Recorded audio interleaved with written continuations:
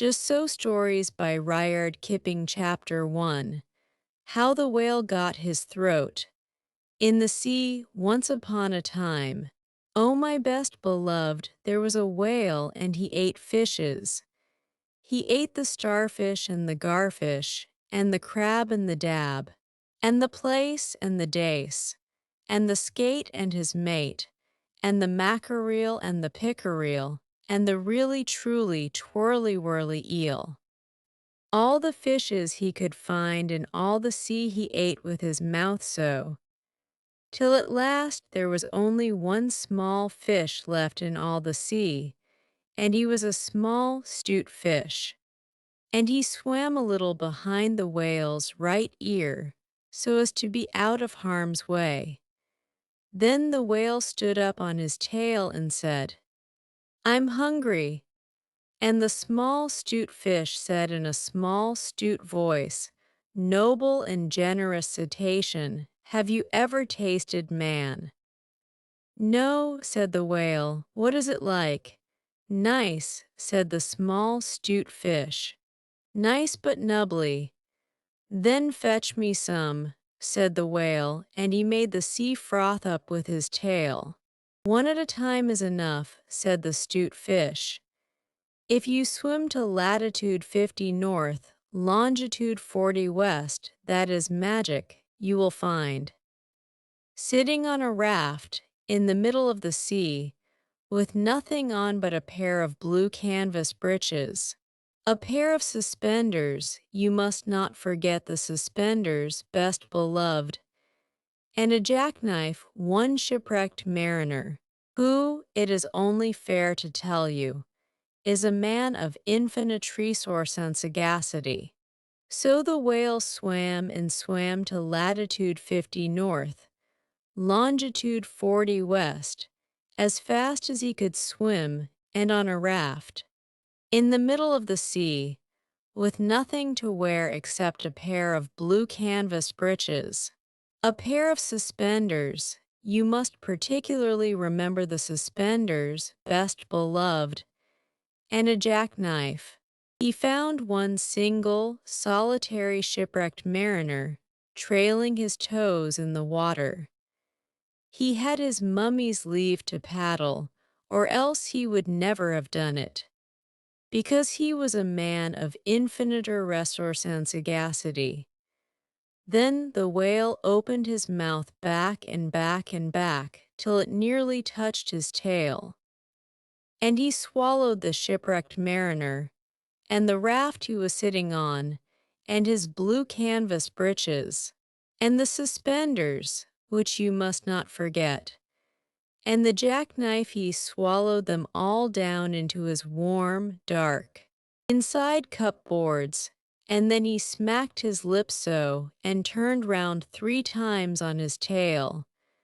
But as soon as the mariner, who was a man of infinite resource and sagacity, found himself truly inside the whale's warm, dark, inside cupboards, he stumped and he jumped and he thumped and he bumped, and he pranced and he danced, and he banged and he clanged, and he hit and he bit, and he leaped and he creeped, and he prowled and he howled, and he hopped and he dropped, and he cried and he sighed, and he crawled and he bawled, and he stepped and he leapt, and he danced hornpipes where he shouldn't, and the whale felt most unhappy indeed.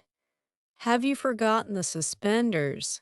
So he said to the 'stute fish, "This man is very nubbly, and besides he is making me hiccup. What shall I do?" "Tell him to come out," said the 'stute fish. So the whale called down his own throat to the shipwrecked mariner, "Come out and behave yourself. I've got the hiccups." "Nay, nay," said the mariner, "not so, but far otherwise. Take me to my natal shore and the white cliffs of Albion, and I'll think about it." And he began to dance more than ever. "You had better take him home," said the 'stute fish to the whale. I ought to have warned you that he is a man of infinite resource and sagacity. So the whale swam and swam and swam, with both flippers and his tail, as hard as he could for the hiccups.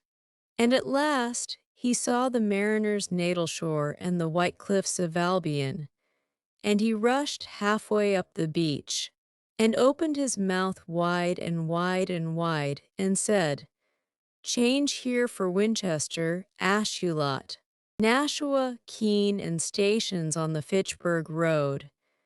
And just as he said, "Fitch," the mariner walked out of his mouth. But while the whale had been swimming, the mariner, who was indeed a person of infinite resource and sagacity, had taken his jackknife and cut up the raft into a little square grating all running crisscross, and he had tied it firm with his suspenders. Now, you know why you were not to forget the suspenders. And he dragged that grating good and tight into the whale's throat, and there it stuck. Then he recited the following sloka, which, as you have not heard it, I will now proceed to relate by means of a grating I have stopped your aiding. For the mariner, he was also an Hibernian. And he stepped out on the shingle and went home to his mother, who had given him leave to trail his toes in the water. And he married and lived happily ever afterward. So did the whale. But from that day on, the grating in his throat, which he could neither cough up nor swallow down, prevented him eating anything except very, very small fish. And that is the reason why whales nowadays never eat men or boys or little girls. The small, 'stute fish went and hid himself in the mud under the doorsills of the equator.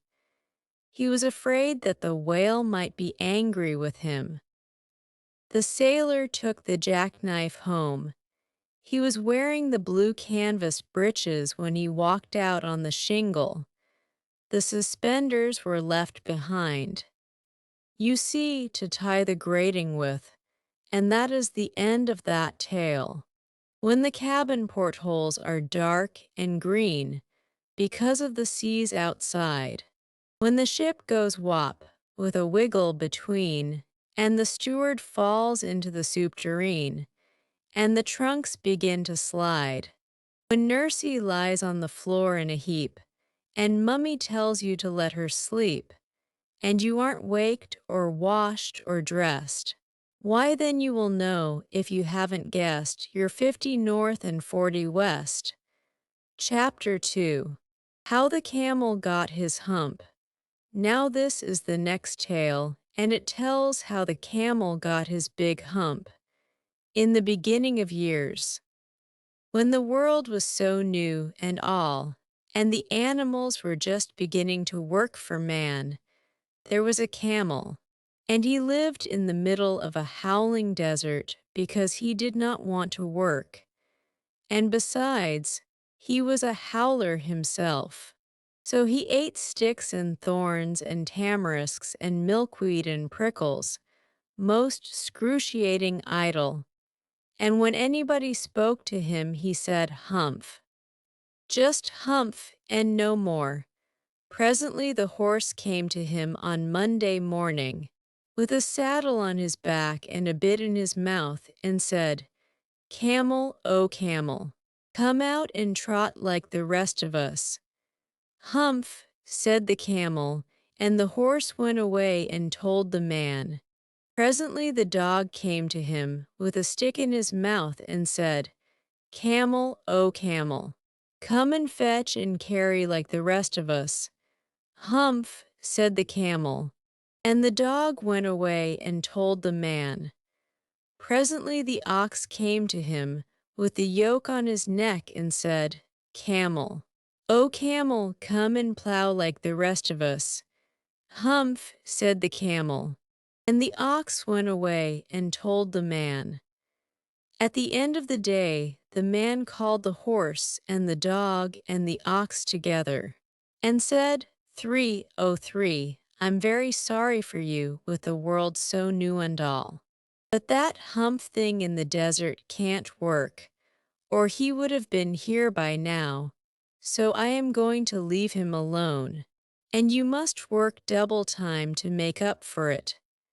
That made the three very angry with a world so new and all, and they held a palaver, and an indaba, and a puncheon, and a powwow on the edge of the desert. And the camel came chewing on milkweed most excruciating idle, and laughed at them. Then he said, Humph, and went away again. Presently there came along the jinn in charge of all deserts, rolling in a cloud of dust. Jinns always travel that way because it is magic. And he stopped to palaver and pow-pow with the three. Jinn of all deserts, said the horse, is it right for anyone to be idle? With the world so new and all? Certainly not, said the Jinn. Well, said the horse, there's a thing in the middle of your howling desert, and he's a howler himself, with a long neck and long legs. And he hasn't done a stroke of work since Monday morning. He won't trot. Hugh, said the Jinn, whistling, that's my camel for all the gold in Arabia. What does he say about it? He says, Humph. Said the dog, and he won't fetch and carry. Does he say anything else? Only Humph. And he won't plow, said the ox. Very good, said the Jinn. I'll humph him if you will kindly wait a minute. The Jinn rolled himself up in his dust cloak and took a bearing across the desert, and found the camel most excruciatingly idle, looking at his own reflection in a pool of water.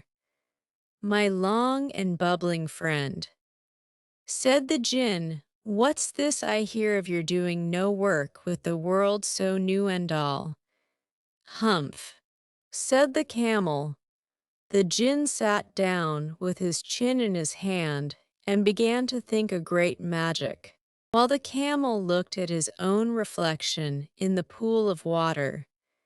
You've given the three extra work ever since Monday morning, all on account of your excruciating idleness, said the Jinn, and he went on thinking magics with his chin in his hand. Humph, said the camel. I shouldn't say that again if I were you, said the Jinn. You might say it once too often. Bubbles, I want you to work.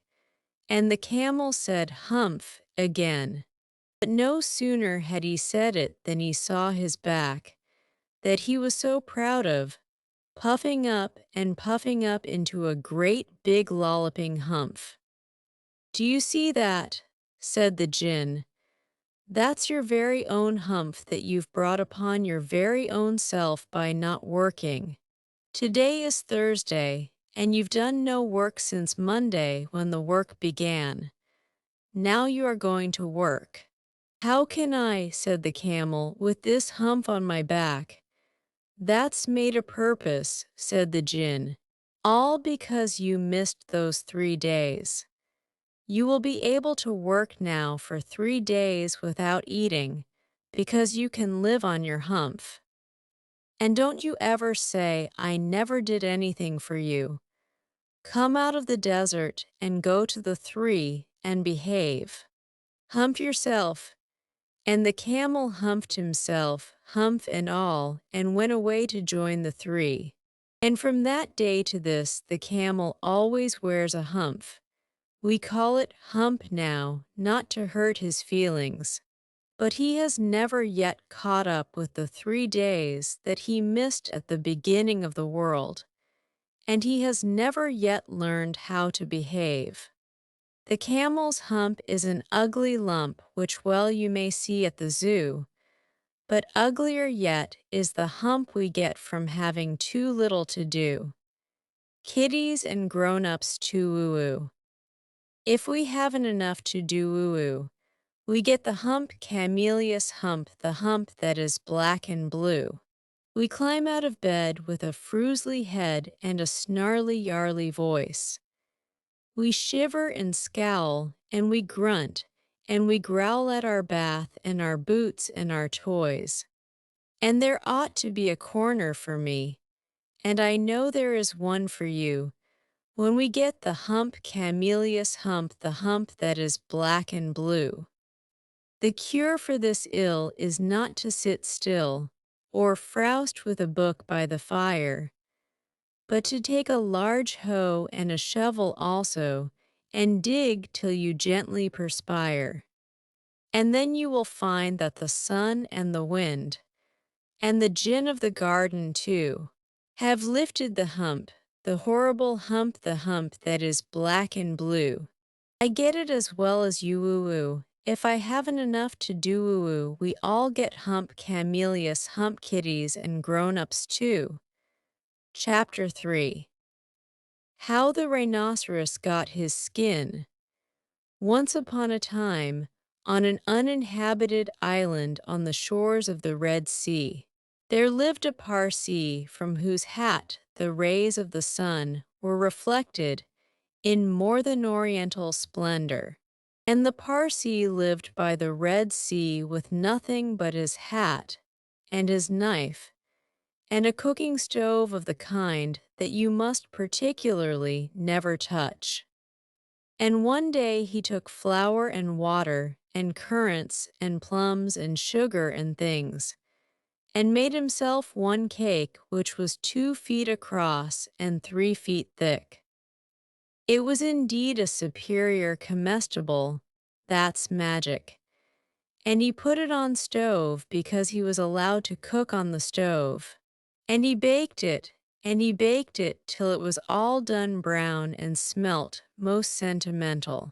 But just as he was going to eat it, there came down to the beach from the altogether uninhabited interior one rhinoceros with a horn on his nose, 2 piggy eyes, and few manners. In those days the rhinoceros's skin fitted him quite tight. There were no wrinkles in it anywhere. He looked exactly like a Noah's Ark rhinoceros, but of course much bigger. All the same, he had no manners then, and he has no manners now, and he never will have any manners. He said, "How?" And the Parsee left that cake, and climbed to the top of a palm tree with nothing on but his hat, from which the rays of the sun were always reflected in more than oriental splendor. And the rhinoceros upset the oil stove with his nose, and the cake rolled on the sand, and he spiked that cake on the horn of his nose, and he ate it, and he went away, waving his tail to the desolate and exclusively uninhabited interior, which abuts on the islands of Mazandaran, Socotra, and promontories of the larger equinox. Then the Parsee came down from his palm tree and put the stove on its legs and recited the following sloka, which, as you have not heard, I will now proceed to relate. Them that takes cakes which the Parsee man bakes makes dreadful mistakes, and there was a great deal more in that than you would think, because 5 weeks later there was a heat wave in the Red Sea, and everybody took off all the clothes they had. The Parsee took off his hat, but the rhinoceros took off his skin and carried it over his shoulder as he came down to the beach to bathe. In those days it buttoned underneath with 3 buttons and looked like a waterproof. He said nothing whatever about the Parsee's cake, because he had eaten it all, and he never had any manners then, since, or henceforward. He waddled straight into the water and blew bubbles through his nose, leaving his skin on the beach. Presently the Parsee came by and found the skin, and he smiled one smile that ran all round his face 2 times. Then he danced 3 times round the skin and rubbed his hands. Then he went to his camp and filled his hat with cake crumbs, for the Parsee never ate anything but cake and never swept out his camp. He took that skin, and he shook that skin, and he scrubbed that skin, and he rubbed that skin just as full of old, dry, stale, tickly cake crumbs, and some burned currants as ever it could possibly hold. Then he climbed to the top of his palm tree and waited for the rhinoceros to come out of the water and put it on. And the rhinoceros did. He buttoned it up with the 3 buttons, and it tickled like cake crumbs in bed. Then he wanted to scratch, but that made it worse. And then he lay down on the sands and rolled and rolled and rolled. And every time he rolled, the cake crumbs tickled him worse and worse and worse. Then he ran to the palm tree and rubbed and rubbed and rubbed himself against it. He rubbed so much and so hard that he rubbed his skin into a great fold over his shoulders and another fold underneath, where the buttons used to be, but he rubbed the buttons off, and he rubbed some more folds over his legs, and it spoiled his temper.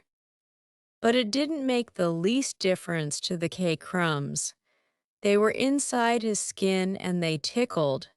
So he went home, very angry indeed and horribly scratchy. And from that day to this, every rhinoceros has great folds in his skin and a very bad temper, all on account of the cake crumbs inside.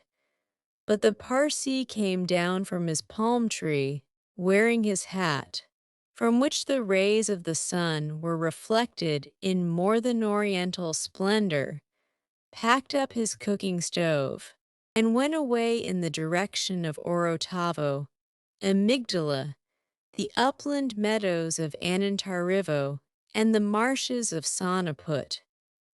This uninhabited island is off Cape Gardafui, by the beaches of Socotra and the pink Arabian Sea. But it's too hot from Suez for the likes of you and me ever to go in a P&0 and call on the cake Parsee.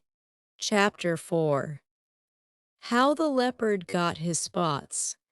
In the days when everybody started fair, best beloved, the leopard lived in a place called the High Veld. 'Member, it wasn't the low veld, or the bush veld, or the sour veld, but the exclusively bare, hot, shiny high veld, where there was sand and sandy-colored rock, and exclusively tufts of sandy yellowish grass. The giraffe and the zebra and the eland and the kudu and the hartebeest lived there, and they were exclusively sandy yellow-brownish all over. But the leopard, he was the exclusivest sandiest yellowish-brownest of them, all a grayish-yellowish caddy-shaped kind of beast. And he matched the exclusively yellowish-grayish-brownish color of the high veld to one hair.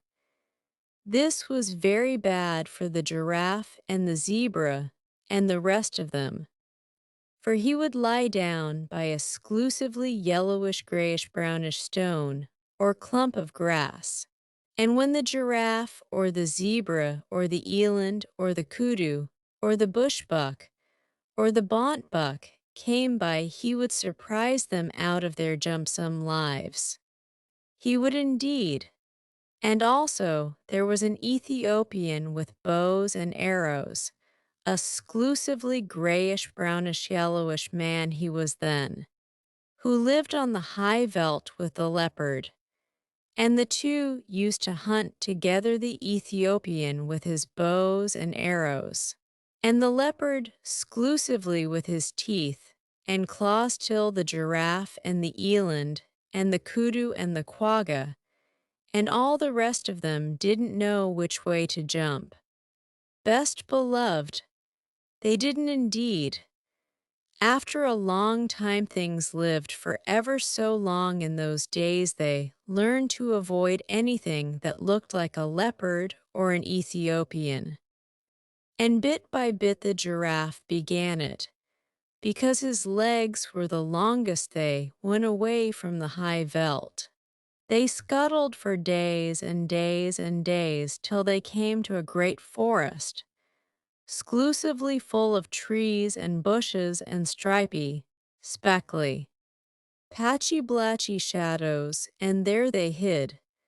And after another long time, what with standing half in the shade and half out of it, and what with the slippery, slidey shadows of the trees falling on them, the giraffe grew blotchy, and the zebra grew stripy, and the eland and the kudu grew darker, with little wavy gray lines on their backs like bark on a tree trunk. And so, though you could hear them and smell them, you could very seldom see them, and then only when you knew precisely where to look. They had a beautiful time in the exclusively speckly, spickly shadows of the forest, while the leopard and the Ethiopian ran about over the exclusively grayish-yellowish reddish high veldt outside, wondering where all their breakfasts and their dinners and their teas had gone. At last they were so hungry that they ate rats and beetles and rock rabbits, the leopard and the Ethiopian, and then they had the big tummy ache, both together.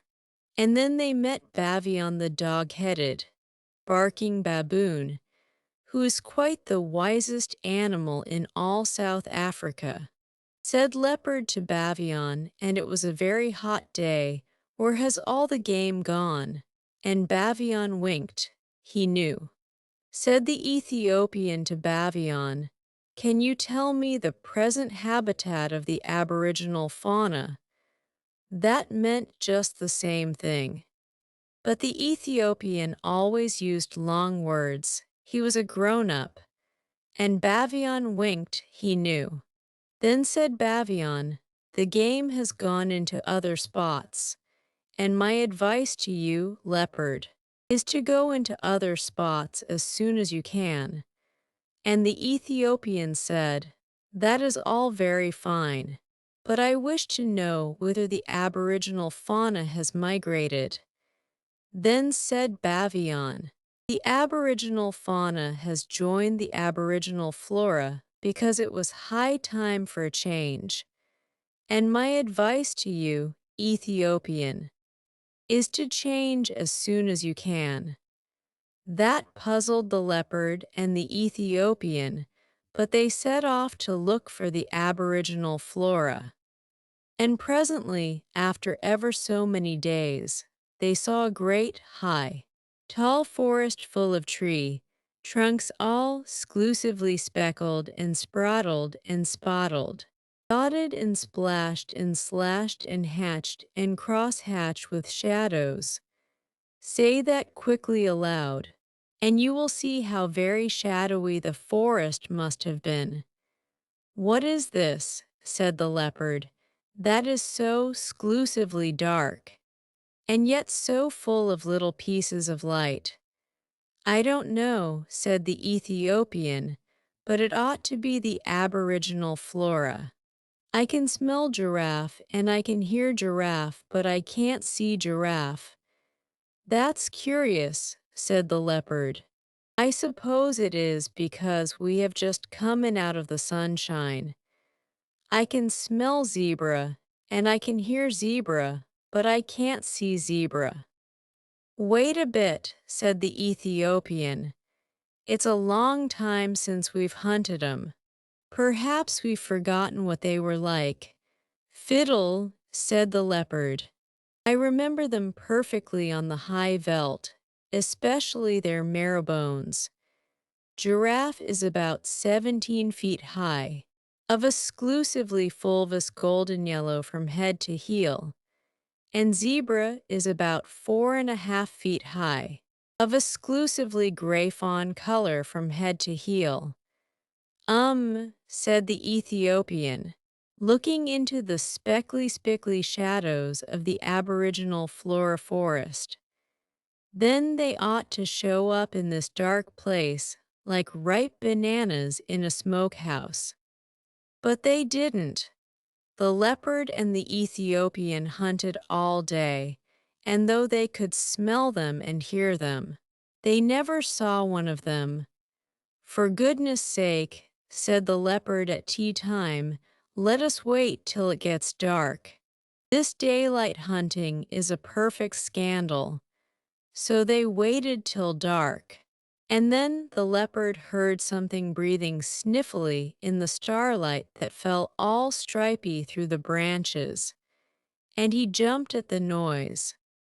And it smelt like zebra, and it felt like zebra, and when he knocked it down it kicked like zebra, but he couldn't see it. So he said, "Be quiet, O you person without any form. I am going to sit on your head till morning, because there is something about you that I don't understand." Presently he heard a grunt and a crash and a scramble, and the Ethiopian called out, "I've caught a thing that I can't see. It smells like giraffe and it kicks like giraffe, but it hasn't any form. Don't you trust it." Said the leopard, "Sit on its head till the morning same as me. They haven't any form any of 'em." So they sat down on them hard till bright morning time, and then leopard said, "What have you at your end of the table?" "Brother," the Ethiopian scratched his head and said, "It ought to be exclusively a rich fulvous orange tawny from head to heel. And it ought to be giraffe, but it is covered all over with chestnut blotches. What have you at your end of the table?"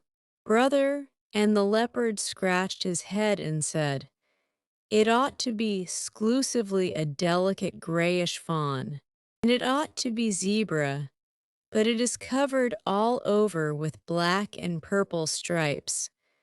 What in the world have you been doing to yourself?" "Zebra, don't you know that if you were on the high veld I could see you 10 miles off?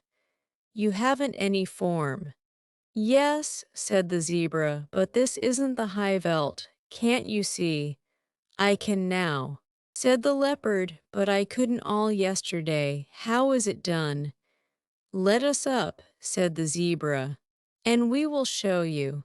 They let the zebra and the giraffe get up, and zebra moved away to some little thorn bushes, where the sunlight fell all stripy, and giraffe moved off to some tallish trees where the shadows fell all blotchy. "Now watch," said the zebra and the giraffe. "This is the way it's done. 1, 2, 3, and where's your breakfast?" Leopard stared and Ethiopian stared, but all they could see were stripy shadows and blotched shadows in the forest, but never a sign of zebra and giraffe. They had just walked off and hidden themselves in the shadowy forest. "Hi, hi," said the Ethiopian. "That's a trick worth learning. Take a lesson by it, leopard.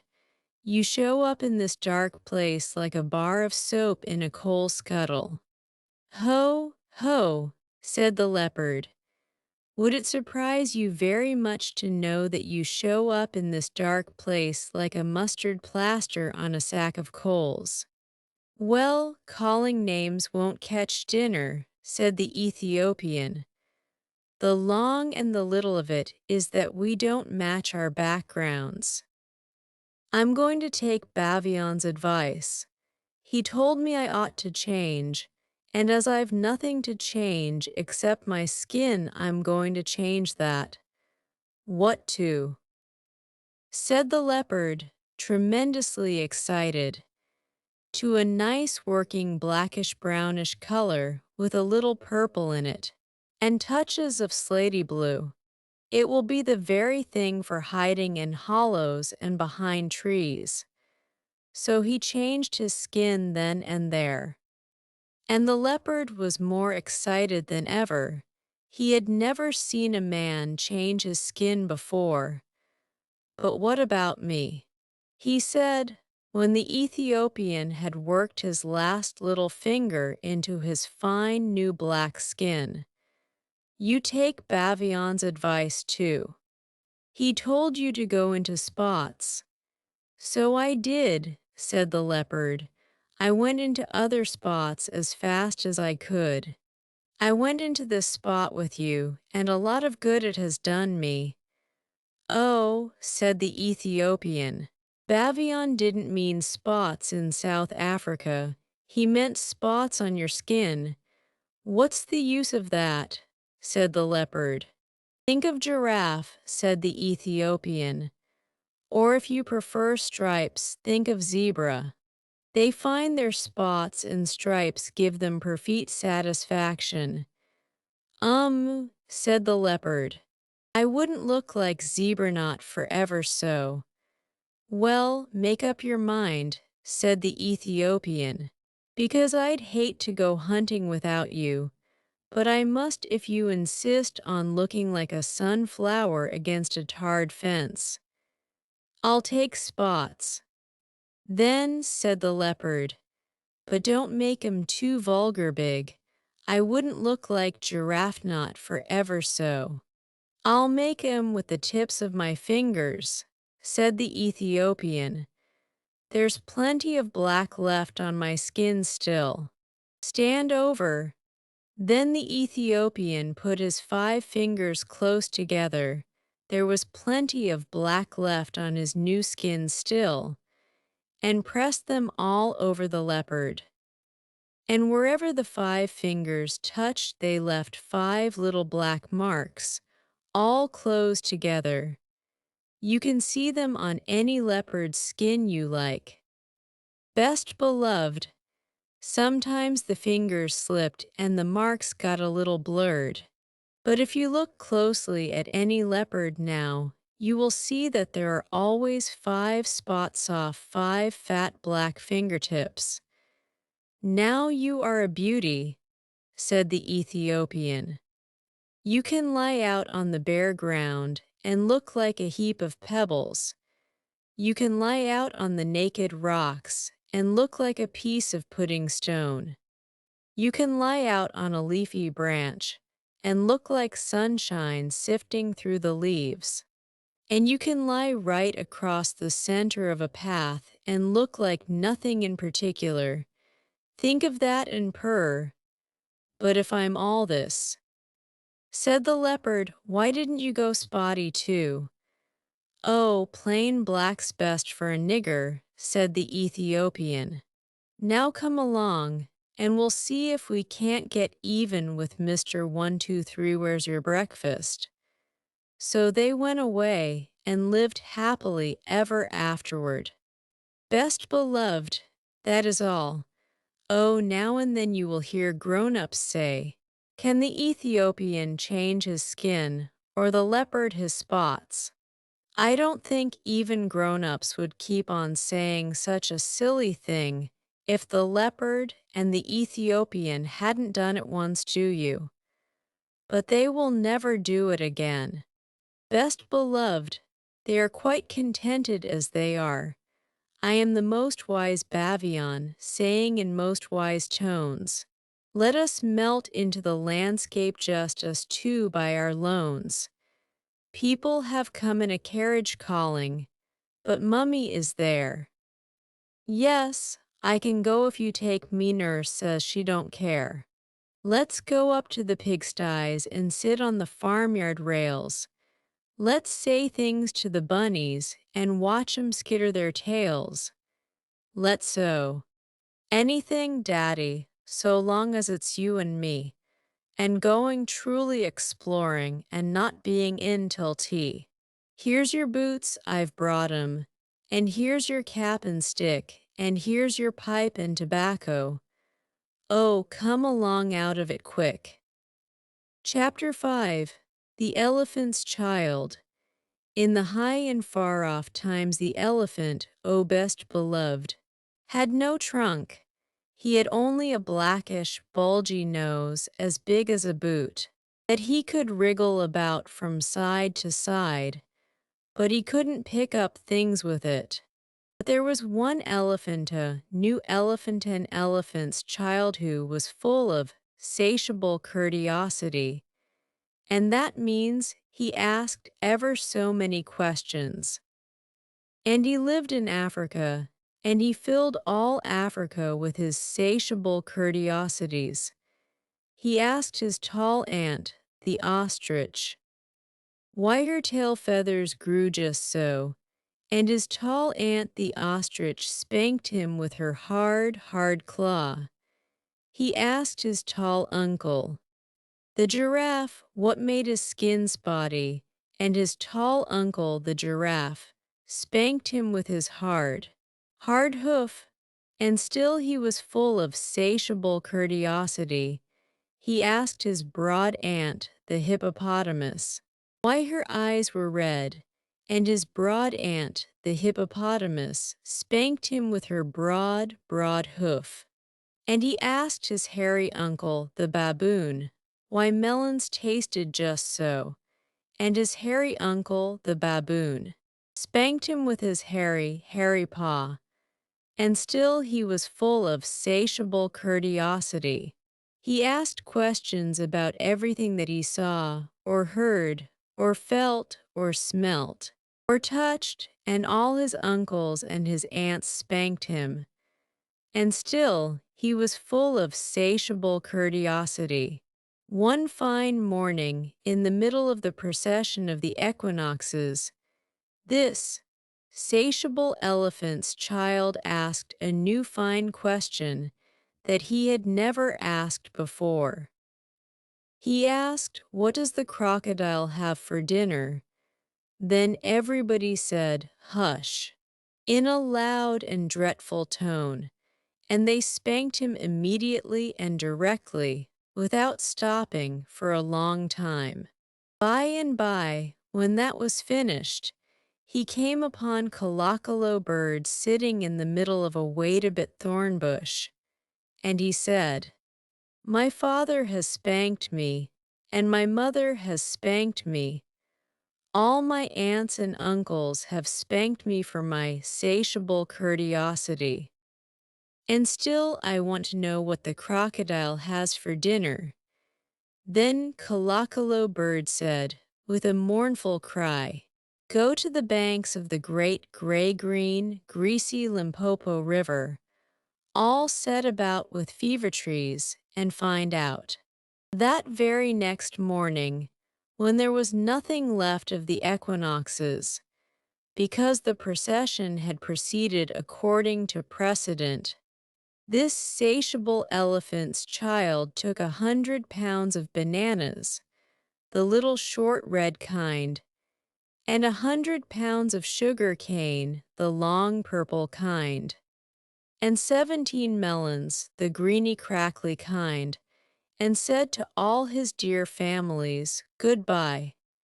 I am going to the great gray-green, greasy Limpopo River, all set about with fever trees, to find out what the crocodile has for dinner. And they all spanked him once more for luck, though he asked them most politely to stop. Then he went away, a little warm but not at all astonished, eating melons and throwing the rind about, because he could not pick it up. He went from Grahamstown to Kimberley, and from Kimberley to Kama's country, and from Kama's country he went east by north, eating melons all the time, till at last he came to the banks of the great gray-green, greasy Limpopo River, all set about with fever trees, precisely as Kalakalo Bird had said. Now you must know and understand, O best beloved, that till that very week, and day and hour and minute. This satiable elephant's child had never seen a crocodile and did not know what one was like. It was all his satiable curiosity. The first thing that he found was a bicolored python rock snake curled round a rock.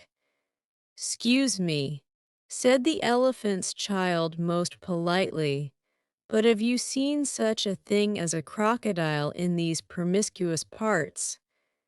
"Have I seen a crocodile?" said the bicolored python rock snake in a voice of dreadful scorn. "What will you ask me next?" "'Excuse me," said the elephant's child, "but could you kindly tell me what he has for dinner?"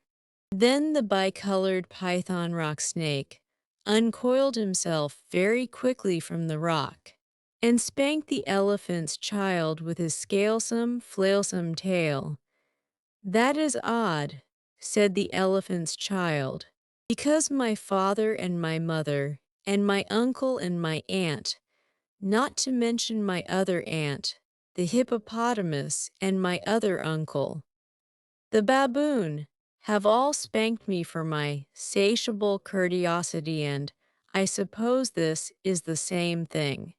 So he said goodbye very politely to the bicolored python rock snake and helped to coil him up on the rock again and went on, a little warm but not at all astonished, eating melons and throwing the rind about, because he could not pick it up, till he trod on what he thought was a log of wood at the very edge of the great gray-green, greasy Limpopo River, all set about with fever trees. But it was really the crocodile, oh best beloved, and the crocodile winked one eye like this. "'Excuse me," said the elephant's child most politely, "but do you happen to have seen a crocodile in these promiscuous parts?" Then the crocodile winked the other eye and lifted half his tail out of the mud, and the elephant's child stepped back most politely, because he did not wish to be spanked again. "Come hither, little one," said the crocodile. "Why do you ask such things?"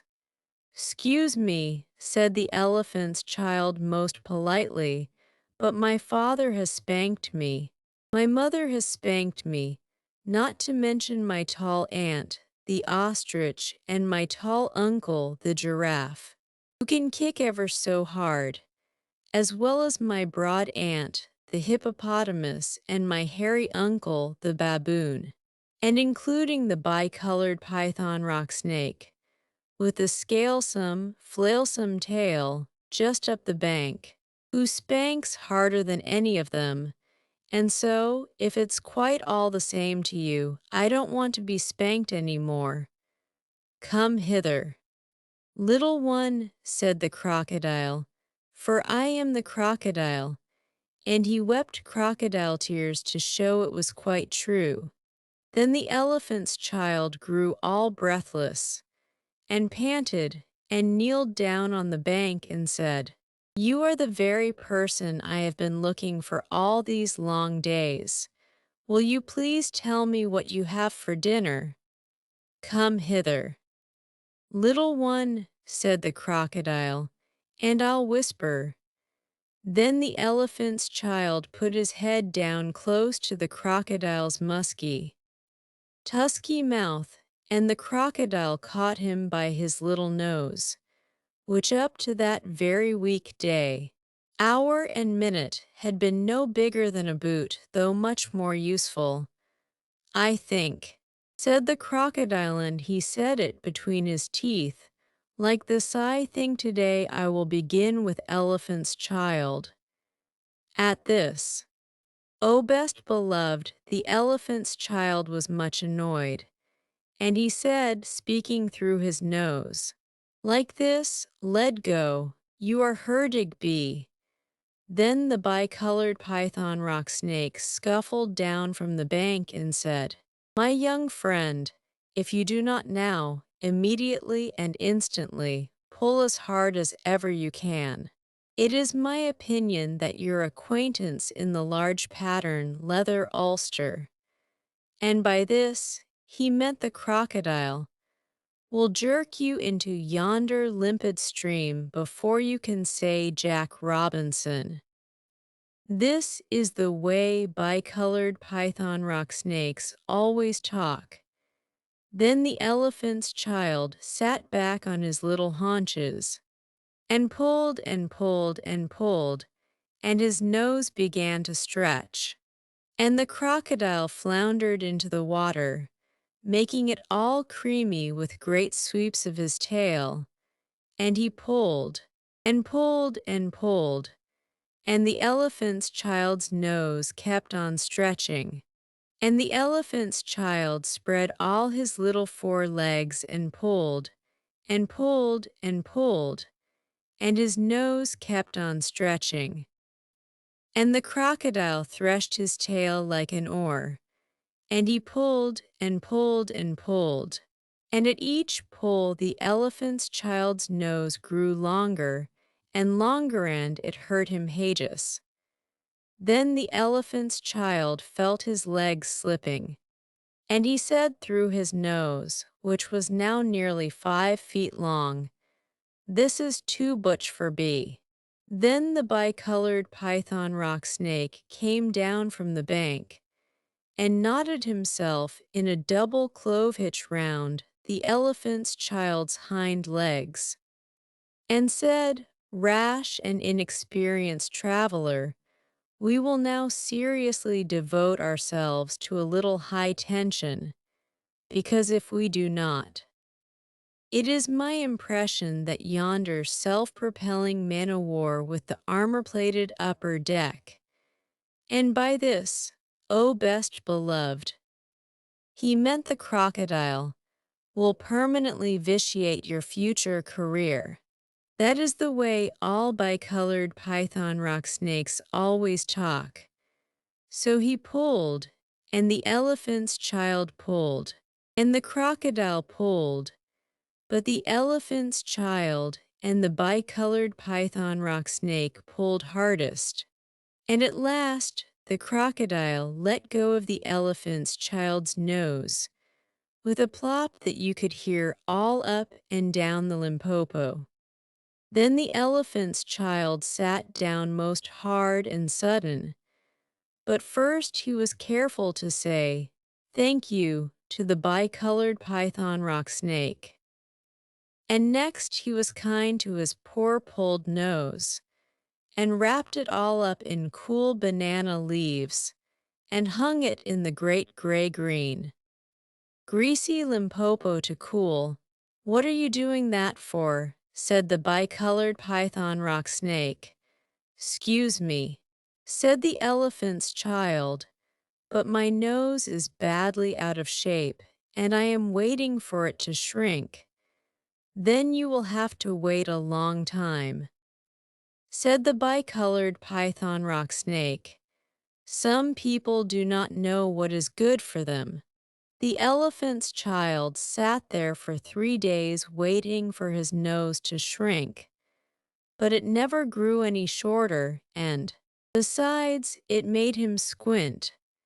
For, O best beloved, you will see and understand that the crocodile had pulled it out into a really truly trunk, same as all elephants have today.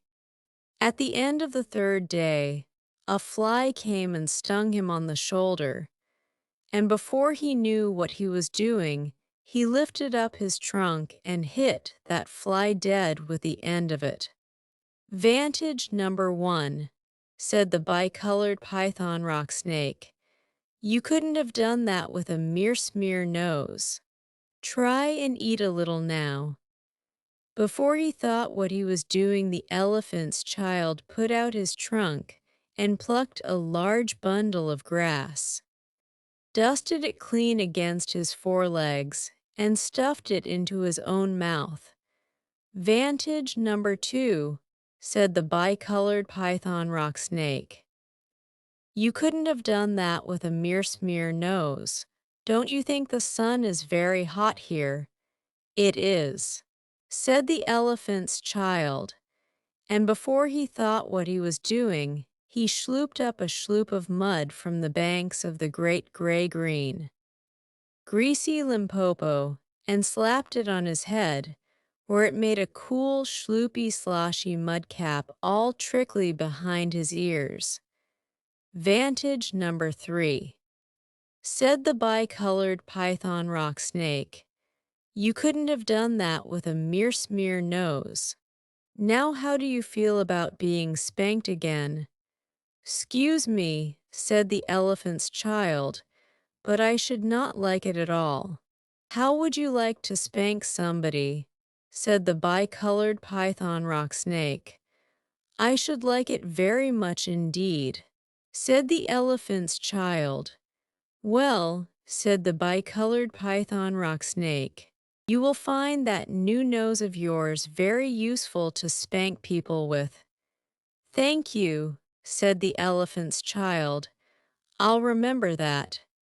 And now I think I'll go home to all my dear families and try." So the elephant's child went home across Africa, frisking and whisking his trunk.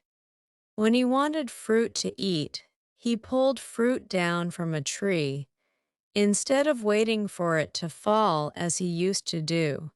When he wanted grass, he plucked grass up from the ground, instead of going on his knees as he used to do. When the flies bit him, he broke off the branch of a tree and used it as fly whisk, and he made himself a new, cool, slushy squishy mud cap whenever the sun was hot. When he felt lonely walking through Africa, he sang to himself down his trunk, and the noise was louder than several brass bands. He went especially out of his way to find a broad hippopotamus. She was no relation of his, and he spanked her very hard to make sure that the bicolored python rock snake had spoken the truth about his new trunk. The rest of the time, he picked up the melon rinds that he had dropped on his way to the Limpopo for. He was a tidy pachyderm. One dark evening he came back to all his dear families, and he coiled up his trunk and said, "How do you do?" They were very glad to see him, and immediately said, "Come here and be spanked for your satiable curiosity." "Pooh," said the elephant's child. "I don't think you peoples know anything about spanking, but I do, and I'll show you." Then he uncurled his trunk and knocked two of his dear brothers head over heels.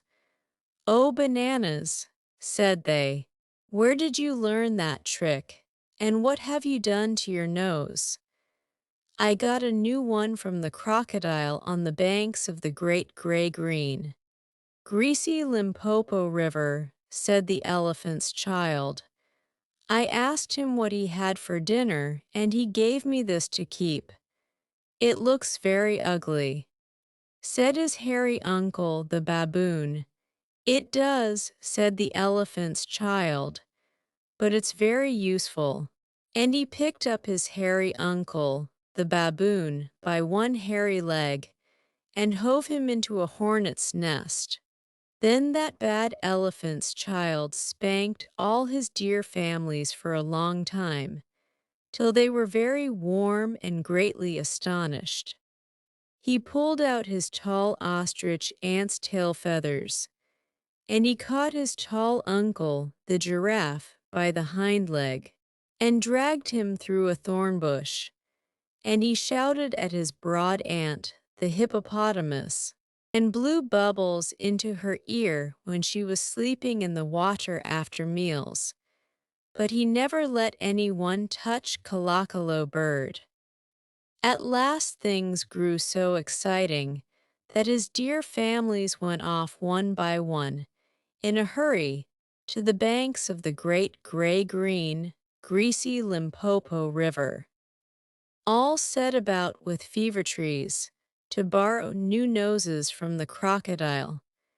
When they came back, nobody spanked anybody anymore.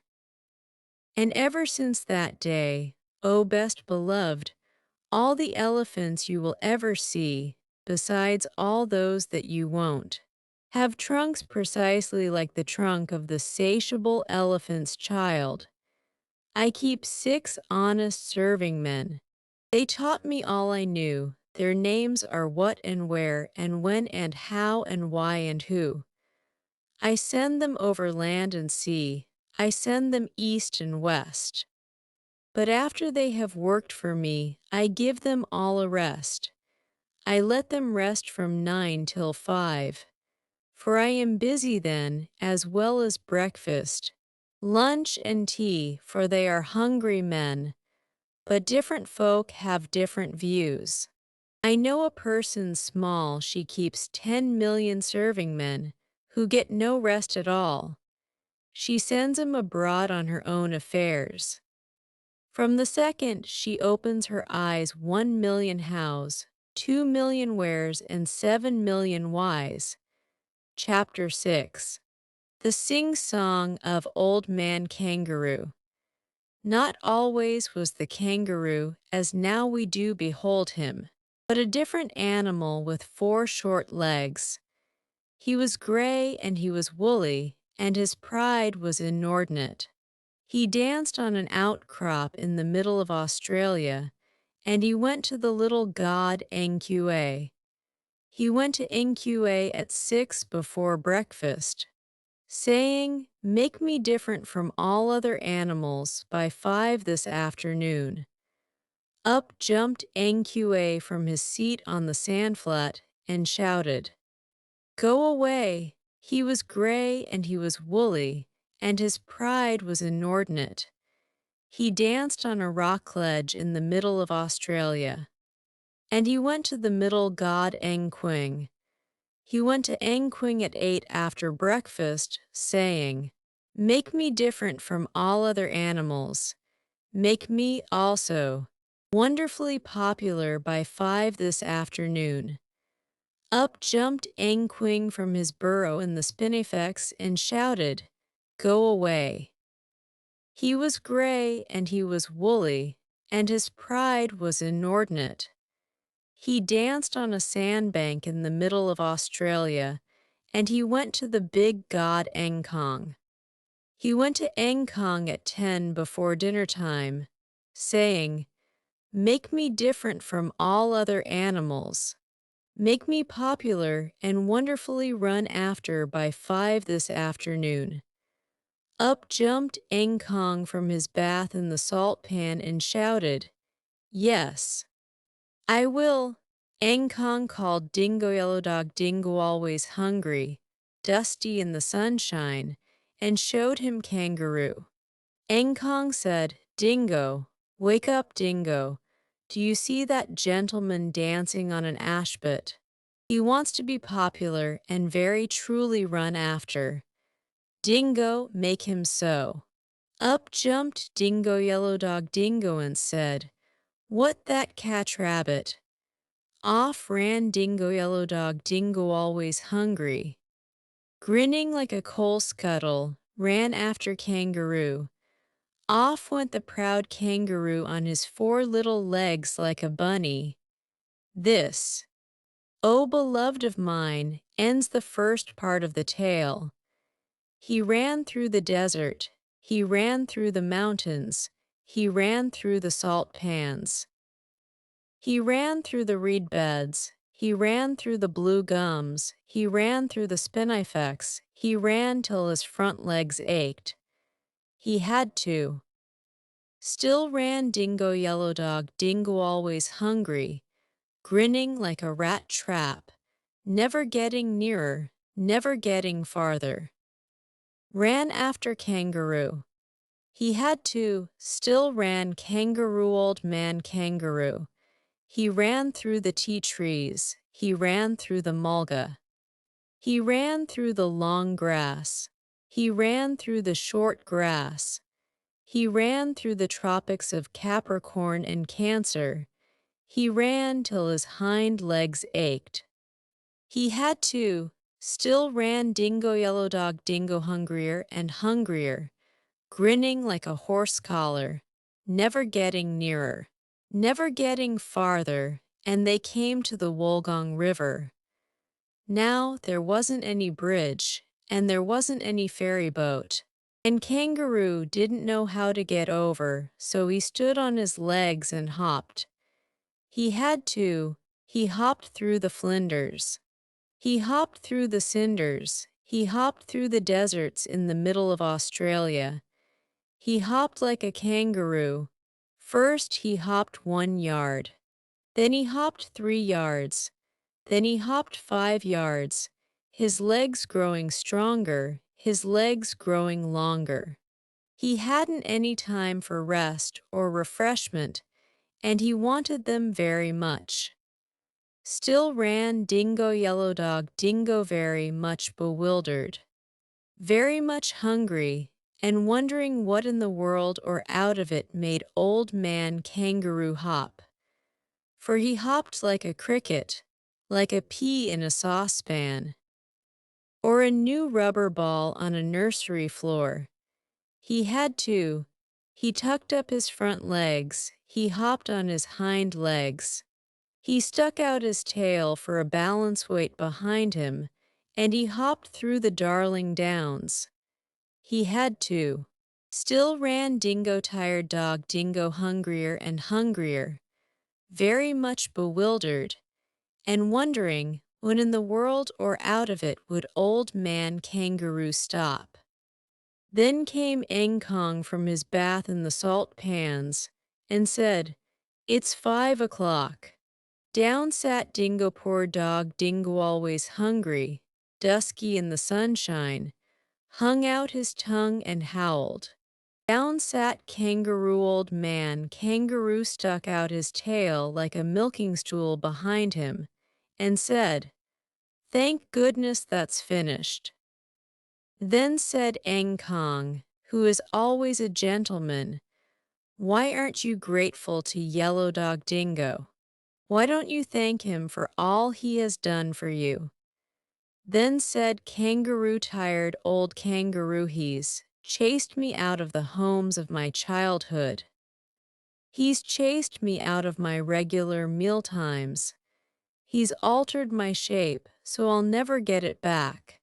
And he's played Old Scratch with my legs." Then said Kong, "Perhaps I'm mistaken. But didn't you ask me to make you different from all other animals, as well as to make you very truly sought after? And now it is 5 o'clock." "Yes," said Kangaroo. "I wish that I hadn't. I thought you would do it by charms and incantations. But this is a practical joke." "Joke," said Kong from his bath in the blue gums.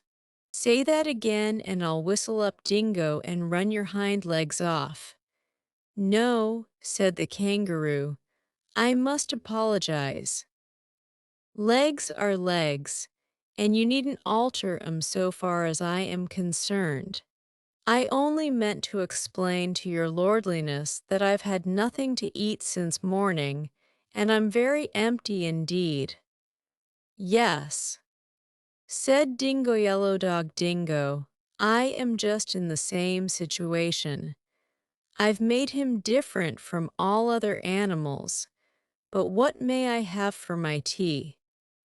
Then said Kong from his bath in the salt pan, "Come and ask me about it tomorrow, because I'm going to wash."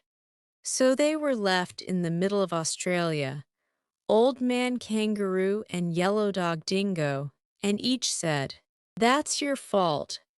This is the mouth-filling song of the race that was run by a boomer, run in a single burst-only event of its kind, started by Big God Kong from Warragaborigaruma, Old Man Kangaroo first, Yellow Dog Dingo behind." Kangaroo bounded away, his back legs working like pistons bounded from morning till dark, 25 feet to a bound. Yellow Dog Dingo lay like a yellow cloud in the distance, much too busy to bark. My, but they covered the ground. Nobody knows where they went, or followed the track that they flew in, for that continent hadn't been given a name. They ran 30 degrees, from Torres Straits to the Leeuwin, look at the atlas please, and they ran back as they came. S'posing you could trot from Adelaide to the Pacific, for an afternoon's run half what these gentlemen did you would feel rather hot. But your legs would develop terrific, yes, my importunate son, you'd be a marvelous kid. Chapter 7.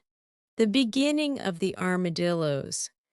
This, O best beloved, is another story of the high and far-off times. In the very middle of those times was a stickly prickly hedgehog, and he lived on the banks of the turbid Amazon, eating shelly snails and things. And he had a friend, a slow solid tortoise, who lived on the banks of the turbid Amazon, eating green lettuces and things. And so that was all right, best beloved, do you see? But also, and at the same time, in those high and far-off times, there was a painted jaguar, and he lived on the banks of the turbid Amazon too, and he ate everything that he could catch. When he could not catch deer or monkeys, he would eat frogs and beetles. And when he could not catch frogs and beetles, he went to his mother jaguar, and she told him how to eat hedgehogs and tortoises. She said to him ever so many times, graciously waving her tail, "My son, when you find a hedgehog, you must drop him into the water, and then he will uncoil. And when you catch a tortoise, you must scoop him out of his shell with your paw." And so that was all right, best beloved. One beautiful night on the banks of the turbid Amazon, Painted Jaguar found Stickly Prickly Hedgehog and Slow Solid Tortoise sitting under the trunk of a fallen tree. They could not run away, and so Stickly Prickly curled himself up into a ball, because he was a hedgehog, and Slow Solid Tortoise drew in his head and feet into his shell as far as they would go, because he was a tortoise. And so that was all right. Best beloved, do you see? Now attend to me, said Painted Jaguar, because this is very important. My mother said that, when I meet a hedgehog, I am to drop him into the water, and then he will uncoil. And when I meet a tortoise, I am to scoop him out of his shell with my paw. Now which of you is hedgehog, and which is tortoise? Because, to save my spots, I can't tell. Are you sure of what your mummy told you? Said Stickly Prickly Hedgehog. Are you quite sure? Perhaps she said that when you uncoil a tortoise, you must shell him out the water with a scoop. And when you paw a hedgehog, you must drop him on the shell. Are you sure of what your mummy told you? Said Slow and Solid Tortoise. Are you quite sure? Perhaps she said that when you water a hedgehog, you must drop him into your paw. And when you meet a tortoise, you must shell him till he uncoils. I don't think it was at all like that, said Painted Jaguar, but he felt a little puzzled. But please, say it again more distinctly. When you scoop water with your paw, you uncoil it with a hedgehog, said Stickly Prickly. Remember that because it's important. But, said the tortoise, when you paw your meat, you drop it into a tortoise with a scoop. Why can't you understand? You are making my spots ache, said Painted Jaguar. And besides, I didn't want your advice at all. I only wanted to know which of you is hedgehog and which is tortoise. I shan't tell you, said Stickly Prickly, but you can scoop me out of my shell if you like. Aha, said Painted Jaguar. Now I know you're tortoise. You thought I wouldn't, now I will. Painted Jaguar darted out his patty paw just as Stickly Prickly curled himself up. And of course, Jaguar's patty paw was just filled with prickles. Worse than that, he knocked Stickly Prickly away and away into the woods and the bushes, where it was too dark to find him. Then he put his patty paw into his mouth, and of course the prickles hurt him worse than ever. As soon as he could speak, he said, "Now I know he isn't tortoise at all."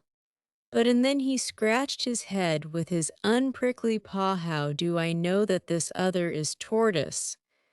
But I am tortoise, said Slow and Solid. Your mother was quite right. She said that you were to scoop me out of my shell with your paw. Begin. You didn't say she said that a minute ago, said Painted Jaguar, sucking the prickles out of his patty paw. You said she said something quite different. Well, suppose you say that I said that she said something quite different. I don't see that it makes any difference, because if she said what you said I said she said, it's just the same as if I said what she said she said. On the other hand, if you think she said that you were to uncoil me with a scoop, instead of pouring me into drops with a shell, I can't help that, can I? But you said you wanted to be scooped out of your shell with my paw, said Painted Jaguar. If you'll think again, you'll find that I didn't say anything of the kind. I said that your mother said that you were to scoop me out of my shell, said Slow and Solid. What will happen if I do? Said the Jaguar, most sniffly and most cautious. I don't know, because I've never been scooped out of my shell before. But I tell you truly, if you want to see me swim away, you've only got to drop me into the water. I don't believe it, said Painted Jaguar. You've mixed up all the things my mother told me to do with the things that you asked me whether I was sure that she didn't say. Well, I don't know whether I'm on my head or my painted tail. And now you come and tell me something I can understand. And it makes me more mixy than before. My mother told me that I was to drop one of you two into the water. And as you seem so anxious to be dropped, I think you don't want to be dropped. So jump into the turbid Amazon and be quick about it. I warn you that your mummy won't be pleased. Don't tell her I didn't tell you, said Slow Solid. If you say another word about what my mother said, the Jaguar answered. But he had not finished the sentence before Slow and Solid quietly dived into the turbid Amazon, swam under water for a long way, and came out on the bank where Stickly Prickly was waiting for him. That was a very narrow escape, said Stickly Prickly. I don't rib Painted Jaguar. What did you tell him that you were? I told him truthfully that I was a truthful tortoise, but he wouldn't believe it. And he made me jump into the river to see if I was. And I was, and he is surprised. Now he's gone to tell his mummy. Listen to him. They could hear Painted Jaguar roaring up and down among the trees and the bushes by the side of the turbid Amazon, till his mummy came. Son, son, said his mother ever so many times, graciously waving her tail. What have you been doing that you shouldn't have done? I tried to scoop something that said it wanted to be scooped out of its shell with my paw. And my paw is full of pericles, said Painted Jaguar. Son, son, said his mother ever so many times, graciously waving her tail. By the prickles in your patty paw, I see that that must have been a hedgehog. You should have dropped him into the water.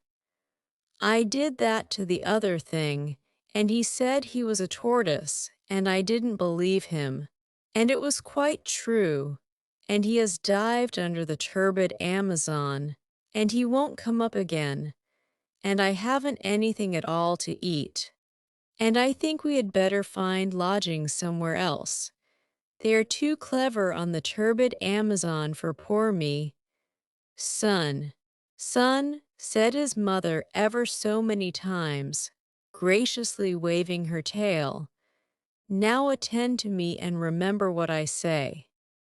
A hedgehog curls himself up into a ball, and his prickles stick out every which way at once. By this you may know the hedgehog. I don't like this old lady one little bit, said Stickly Prickly under the shadow of a large leaf. I wonder what else she knows. A tortoise can't curl himself up, Mother Jaguar went on, ever so many times, graciously waving her tail. He only draws his head and legs into his shell. By this you may know the tortoise. I don't like this old lady at all, said Slow and Solid Tortoise. Even Painted Jaguar can't forget those directions. It's a great pity that you can't swim. Stickly Prickly. Don't talk to me, said Stickly Prickly. Just think how much better it would be if you could curl up. This is a mess. Listen to Painted Jaguar. Painted Jaguar was sitting on the banks of the turbid Amazon sucking prickles out of his paws and saying to himself, "Can't curl, but can swim Slow Solid, that's him. Curls up but can't swim Stickly Prickly, that's him. He'll never forget that this month of Sundays," said Stickly Prickly. "Hold up my chin, Slow and Solid. I'm going to try to learn to swim. It may be useful." "Excellent," said Slow and Solid, and he held up Stickly Prickly's chin. While Stickly Prickly kicked in the waters of the turbid Amazon. "You'll make a fine swimmer yet," said Slow and Solid. "Now, if you can unlace my back plates a little, I'll see what I can do towards curling up. It may be useful." Stickly Prickly helped to unlace Tortoise's back plates, so that by twisting and straining Slow and Solid, actually managed to curl up a titty wee bit. "Excellent," said Stickly Prickly, "but I shouldn't do any more just now. It's making you black in the face. Kindly lead me into the water once again, and I'll practice that side stroke which you say is so easy." And so Stickly Prickly practiced, and Slow Solid swam alongside. "Excellent," said Slow and Solid. "A little more practice will make you a regular whale. Now, if I may trouble you to unlace my back and front plates 2 holes more, I'll try that fascinating bend that you say is so easy. Won't Painted Jaguar be surprised?" "Excellent," said Stickly Prickly, all wet from the turbid Amazon. "I declare, I shouldn't know you from one of my own family. 2 holes, I think you said. A little more expression, please, and don't grunt quite so much, or Painted Jaguar may hear us. When you've finished, I want to try that long dive which you say is so easy. Won't Painted Jaguar be surprised?" And so Stickly Prickly dived, and Slow and Solid dived alongside. Excellent, said Slow and Solid. A little more attention to holding your breath, and you will be able to keep house at the bottom of the turbid Amazon. Now I'll try that exercise of putting my hind legs round my ears, which you say is so peculiarly comfortable. Won't Painted Jaguar be surprised? Excellent, said Stickly Prickly, but it's straining your back plates a little. They are all overlapping now, instead of lying side by side. Oh, that's the result of exercise, said Slow and Solid. I've noticed that your prickles seem to be melting into one another, and that you're growing to look rather more like a pinecone and less like a chestnut burr than you used to. Am I? Said Stickly Prickly. That comes from my soaking in the water. Oh, won't Painted Jaguar be surprised? They went on with their exercises, each helping the other, till morning came, and when the sun was high they rested and dried themselves. Then they saw that they were both of them quite different from what they had been. Stickly Prickly, said Tortoise after breakfast, I am not what I was yesterday, but I think that I may yet amuse Painted Jaguar. That was the very thing I was thinking just now. Said Stickly Prickly, I think scales are a tremendous improvement on prickles, to say nothing of being able to swim. Oh, won't Painted Jaguar be surprised? Let's go and find him. By and by they found Painted Jaguar, still nursing his paddy paw that had been hurt the night before. He was so astonished that he fell 3 times backward over his own painted tail without stopping. Good morning, said Stickly Prickly. And how is your dear gracious mummy this morning? She is quite well, thank you, said Painted Jaguar. But you must forgive me if I do not at this precise moment recall your name. That's unkind of you, said Stickly Prickly. Seeing that this time yesterday you tried to scoop me out of my shell with your paw, but you hadn't any shell, it was all prickles. Said Painted Jaguar, I know it was, just look at my paw. You told me to drop into the turbid Amazon and be drowned. Said Slow Solid, why are you so rude and forgetful today? Don't you remember what your mother told you?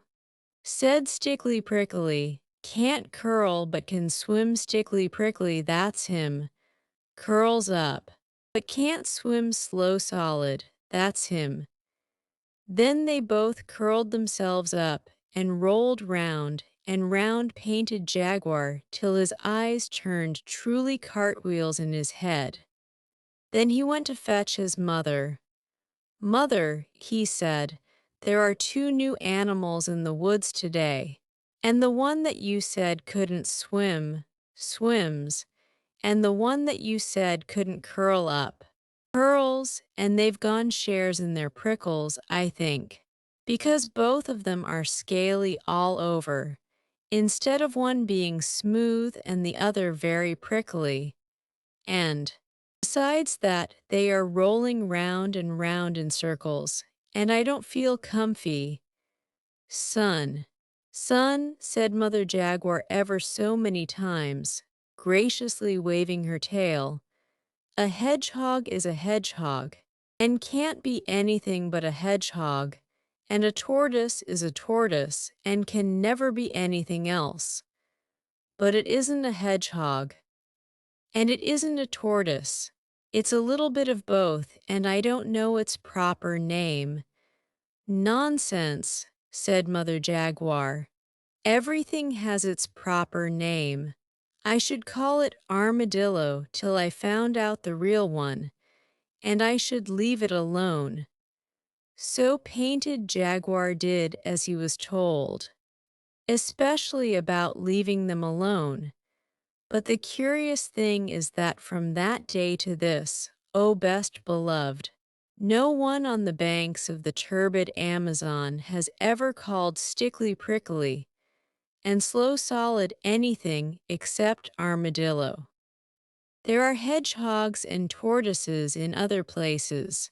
Of course, there are some in my garden, but the real old and clever kind, with their scales lying lippity-lappity one over the other, like pine-cone scales, that lived on the banks of the turbid Amazon in the high and far-off days, are always called armadillos because they were so clever.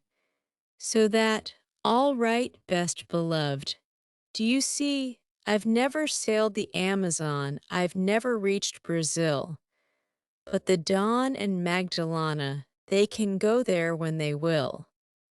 Yes, weekly from Southampton, great steamers, white and gold, go rolling down to Rio, roll down to Rio.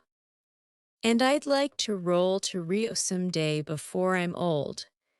I've never seen a jaguar, nor yet an armadillo dillowing in his armor. And I suppose I never will, unless I go to Rio these wonders to behold roll down to Rio, roll really down to Rio. Oh, I'd love to roll to Rio someday before I'm old. Chapter 8. How the First Letter Was Written. Once upon a most early time was a Neolithic man. He was not a Jute or an Angle or even a Dravidian, which he might well have been. Best beloved, but never mind why. He was a primitive, and he lived cavily in a cave, and he wore very few clothes. And he couldn't read, and he couldn't write, and he didn't want to. And except when he was hungry, he was quite happy. His name was Tegumai Bopsulai, and that means man who does not put his foot forward in a hurry. But we, O best beloved, will call him Tegumai, for short, and his wife's name was Teshumai Tuandrau, and that means lady who asks a very many questions. But we, O best beloved, will call her Teshumai for short. And his little girl daughter's name was Taphomai Metalumai, and that means small person without any manners who ought to be spanked. But I'm going to call her Taffy. And she was Tegumai Bopsulai's best beloved, and her own mummy's best beloved, and she was not spanked half as much as was good for her. And they were all three very happy. As soon as Taffy could run about, she went everywhere with her daddy Tegumai, and sometimes they would not come home to the cave till they were hungry, and then Teshumai Tuandrau would say, "Where in the world have you two been to get so shocking dirty? Really, my Tegumai, you're no better than my Taffy. Now attend and listen." One day Tegumai Bopsulai went down through the beaver swamp to the Wagai River to spear carpfish for dinner, and Taffy went too. Tegumai's spear was made of wood, with shark's teeth at the end, and before he had caught any fish at all, he accidentally broke it clean across by jabbing it down too hard on the bottom of the river. They were miles and miles from home, of course. They had their lunch with them in a little bag, and Tegumai had forgotten to bring any extra spears. "Here's a pretty kettle of fish," said Tegumai. "It will take me half the day to mend this." "There's your big black spear at home," said Taffy. "Let me run back to the cave and ask Mummy to give it me." "It's too far for your little fat legs," said Tegumai. "Besides, you might fall into the beaver swamp and be drowned." We must make the best of a bad job. He sat down and took out a little leather mendie bag full of reindeer sinews and strips of leather, and lumps of beeswax and resin, and began to mend the spear. Taffy sat down too, with her toes in the water and her chin in her hand, and thought very hard. Then she said, "I say, Daddy, it's an awful nuisance that you and I don't know how to write. Isn't it? If we did, we could send a message for the new spear." "Taffy," said Tegumai, "how often have I told you not to use slang? Awful isn't a pretty word, but it could be a convenience, now you mention it. If we could write home." Just then a stranger man came along the river, but he belonged to a far tribe, the Tuaras, and he did not understand one word of Tegumai's language. He stood on the bank and smiled at Taffy, because he had a little girl daughter of his own at home. Tegumai drew a hank of deer sinews from his mendie bag and began to mend his spear. "Come here," said Taffy. "Do you know where my mummy lives?" And the stranger man said, being, as you know, a Tuara. "Silly," said Taffy. And she stamped her foot, because she saw a shoal of very big carp going up the river just when her daddy couldn't use his spear. "Don't bother, grown-ups," said Tegumai, so busy with his spear mending that he did not turn round. "I aren't," said Taffy. "I only want him to do what I want him to do, and he won't understand." "Then don't bother me," said Tegumai, and he went on pulling and straining at the deer sinews, with his mouth full of loose ends. The stranger man, a genuine Tuara, he was sat down on the grass, and Taffy showed him what her daddy was doing. The stranger man thought, "This is a very wonderful child. She stamps her foot at me, and she makes faces. She must be the daughter of that noble chief who is so great that he won't take any notice of me." So he smiled more politely than ever. "Now," said Taffy, "I want you to go to my mummy, because your legs are longer than mine, and you won't fall into the beaver swamp, and ask for Daddy's other spear, the one with the black handle that hangs over our fireplace." The stranger man, and he was a Tuara, thought, "This is a very, very wonderful child. She waves her arms and she shouts at me, but I don't understand a word of what she says. But if I don't do what she wants, I greatly fear that that haughty chief, man who turns his back on callers, will be angry." He got up and twisted a big flat piece of bark off a birch tree and gave it to Taffy. He did this, best beloved, to show that his heart was as white as the birch bark and that he meant no harm. But Taffy didn't quite understand. "Oh," said she, "now I see, you want my mummy's living address. Of course I can't write, but I can draw pictures if I've anything sharp to scratch with. Please lend me the shark's tooth off your necklace." The stranger man, and he was a Tuara, didn't say anything. So Taffy put up her little hand and pulled at the beautiful bead and seed and shark-tooth necklace round his neck. The stranger man, and he was a Tuara, thought, "This is a very, very, very wonderful child. The shark's tooth on my necklace is a magic shark's tooth, and I was always told that if anybody touched it without my leave, they would immediately swell up or burst. But this child doesn't swell up or burst, and that important chief, man who attends strictly to his business, who has not yet taken any notice of me at all, doesn't seem to be afraid that she will swell up or burst. I had better be more polite." So he gave Taffy the shark's tooth, and she lay down flat on her tummy with her legs in the air, like some people on the drawing room floor when they want to draw pictures. And she said, "Now I'll draw you some beautiful pictures. You can look over my shoulder, but you mustn't joggle. First, I'll draw Daddy fishing. It isn't very like him, but Mummy will know because I've drawn his spear all broken. Well, now I'll draw the other spear that he wants, the black-handled spear. It looks as if it was sticking in Daddy's back.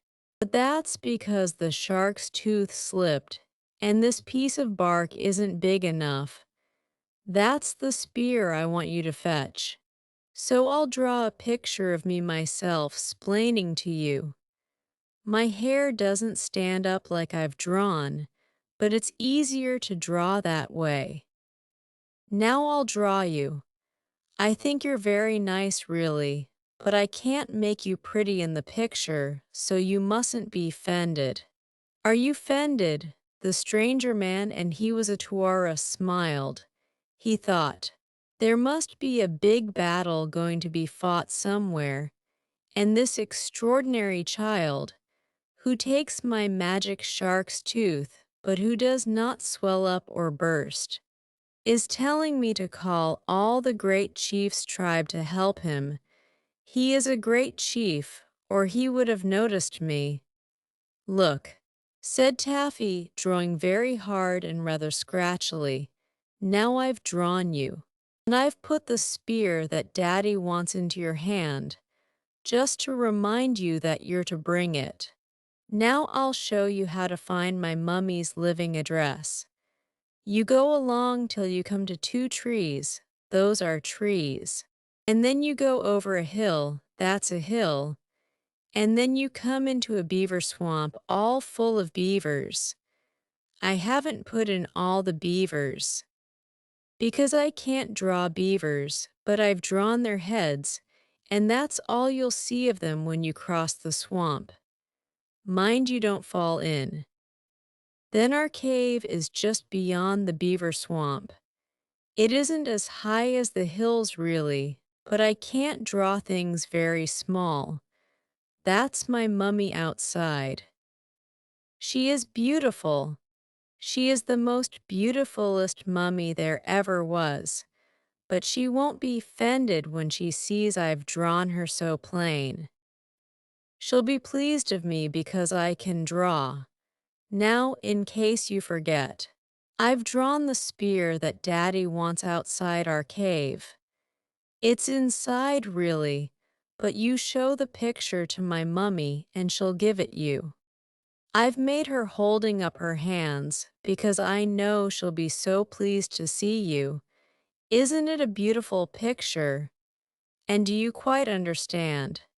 Or shall I explain again?" The stranger man, and he was a Tuara, looked at the picture and nodded very hard. He said to himself, "If I do not fetch this great chief's tribe to help him, he will be slain by his enemies, who are coming up on all sides with spears. Now I see why the great chief pretended not to notice me. He feared that his enemies were hiding in the bushes and would see him. Therefore he turned to me his back, and let the wise and wonderful child draw the terrible picture showing me his difficulties.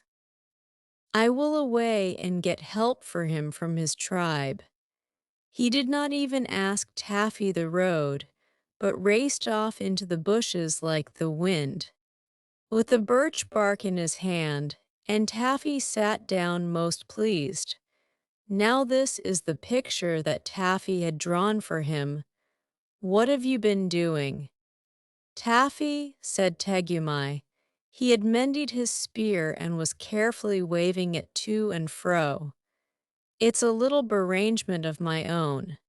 "Daddy dear," said Taffy, If you won't ask me questions, you'll know all about it in a little time and you'll be surprised.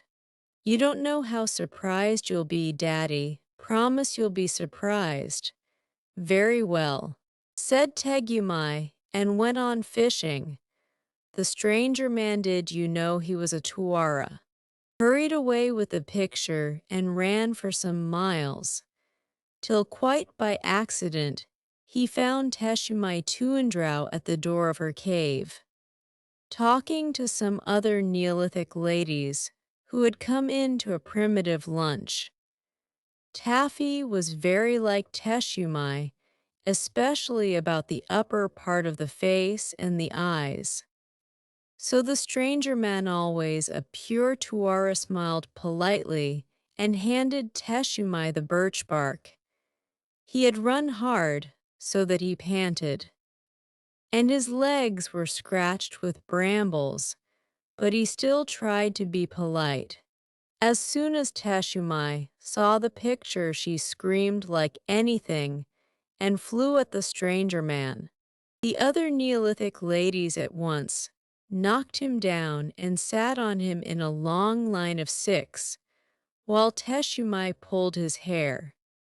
It's as plain as the nose on the stranger man's face, she said. He has stuck my Tegumai all full of spears, and frightened poor Taffy so that her hair stands all on end. And not content with that, he brings me a horrid picture of how it was done. Look, she showed the picture to all the Neolithic ladies, sitting patiently on the stranger man. Here is my Tegumai with his arm broken. Here is a spear sticking into his back. Here is a man with a spear ready to throw. Here is another man throwing a spear from a cave. And here are a whole pack of people. They were Taffy's beavers, really. But they did look rather like people, coming up behind Tegumai. Isn't it shocking? Most shocking, said the Neolithic ladies.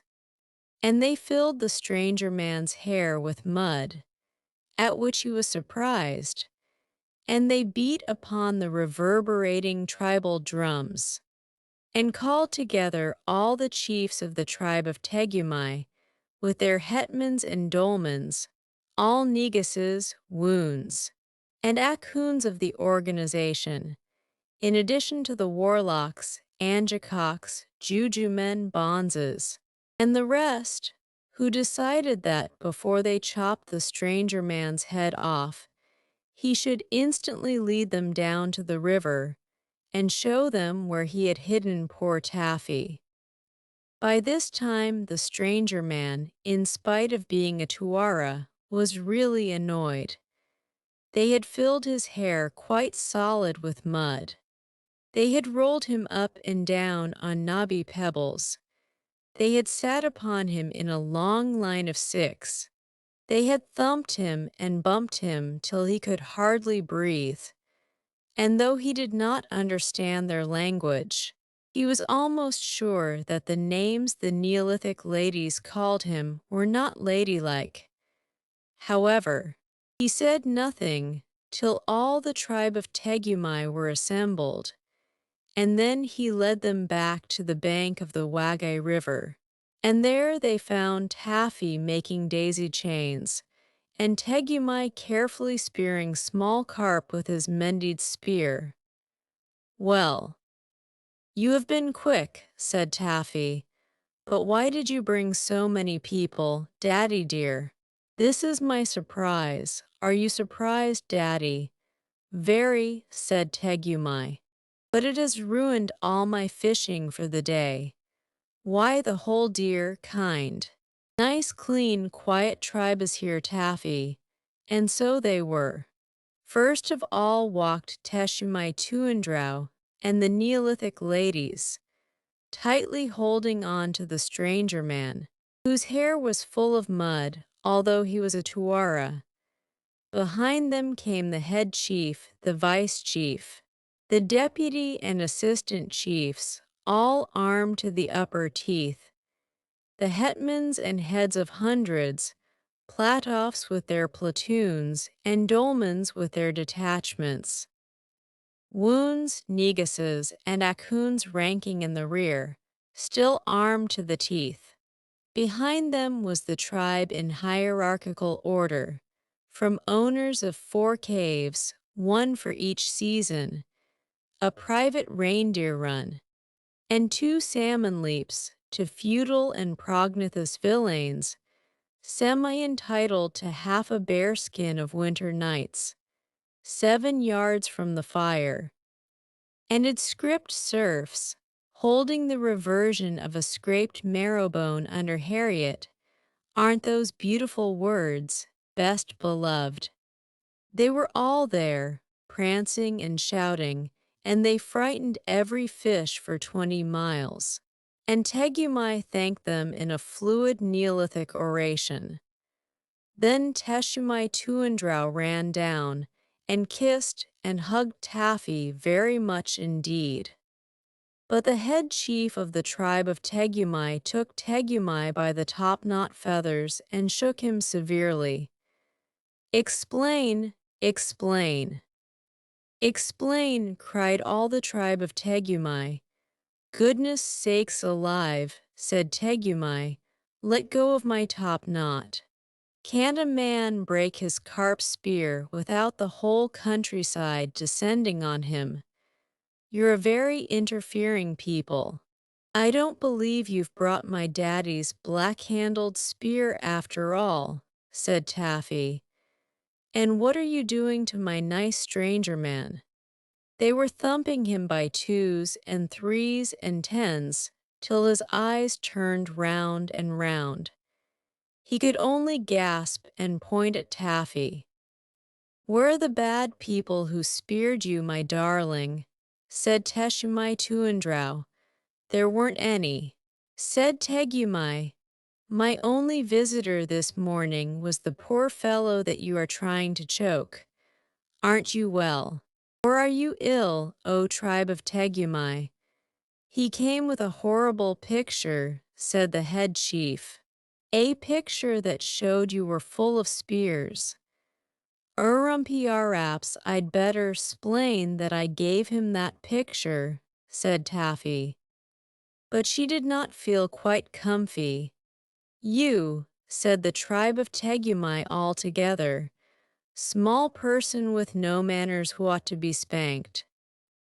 You, Taffy dear, I'm afraid we're in for a little trouble," said her daddy, and put his arm round her. So she didn't care. "Explain, explain, explain," said the head chief of the tribe of Tegumai, and he hopped on 1 foot. "I wanted the stranger man to fetch Daddy's spear, so I draughted it," said Taffy. "There wasn't lots of spears. There was only 1 spear. I draughted it 3 times to make sure. I couldn't help it looking as if it stuck into Daddy's head there wasn't room on the birch bark. And those things that Mummy called bad people are my beavers. I draughted them to show him the way through the swamp, and I draughted Mummy at the mouth of the cave looking pleased, because he is a nice stranger man. And I think you are just the stupidest people in the world," said Taffy. "He is a very nice man. Why have you filled his hair with mud? Wash him." Nobody said anything at all for a long time, till the head chief laughed. Then the stranger man, who was at least a Tuara, laughed. Then Tegumai laughed till he fell down flat on the bank. Then all the tribe laughed more and worse and louder. The only people who did not laugh were Teshumai Tuandrau and all the Neolithic ladies. They were very polite to all their husbands and said "idiot" ever so often. Then the head chief of the tribe of Tegumai cried, and said and sang, "O small person without any manners who ought to be spanked, you've hit upon a great invention. I didn't intend to. I only wanted Daddy's black-handled spear, said Taffy. Never mind. It is a great invention, and some day men will call it writing. At present it is only pictures, and as we have seen today, pictures are not always properly understood. But a time will come, O babe of Tegumai, when we shall make letters all 26 of 'em, and when we shall be able to read as well as to write. And then we shall always say exactly what we mean without any mistakes. Let the Neolithic ladies wash the mud out of the stranger's hair. I shall be glad of that, said Taffy, because, after all, though you've brought every single other spear in the tribe of Tegumai, you forgot my daddy's black-handled spear. Then the head chief cried and said and sang, Taffy dear, the next time you write a picture letter, you'd better send a man who can talk our language with it, to explain what it means. I don't mind it myself, because I am a head chief, but it's very bad for the rest of the tribe of Tegumai, and, as you can see, it surprises the stranger. Then they adopted the stranger man, a genuine Tuara of Tuor, into the tribe of Tegumai. Because he was a gentleman, and did not make a fuss about the mud that the Neolithic ladies had put into his hair. But from that day to this, and I suppose it is all Taffy's fault, very few little girls have ever liked learning to read or write. Most of them prefer to draw pictures and play about with their daddies just like Taffy. There runs a road by Marrow down a grassy track today. It is an hour out of Guildford town, above the river way it is.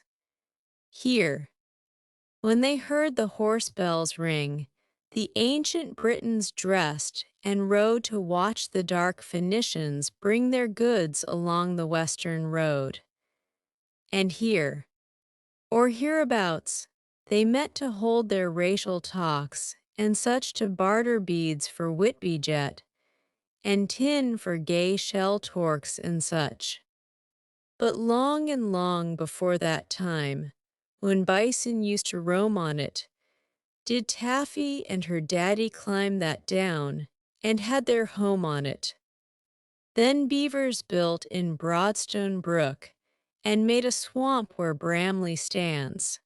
And here's from Sheer would come and look for Taffamai where Shamley stands.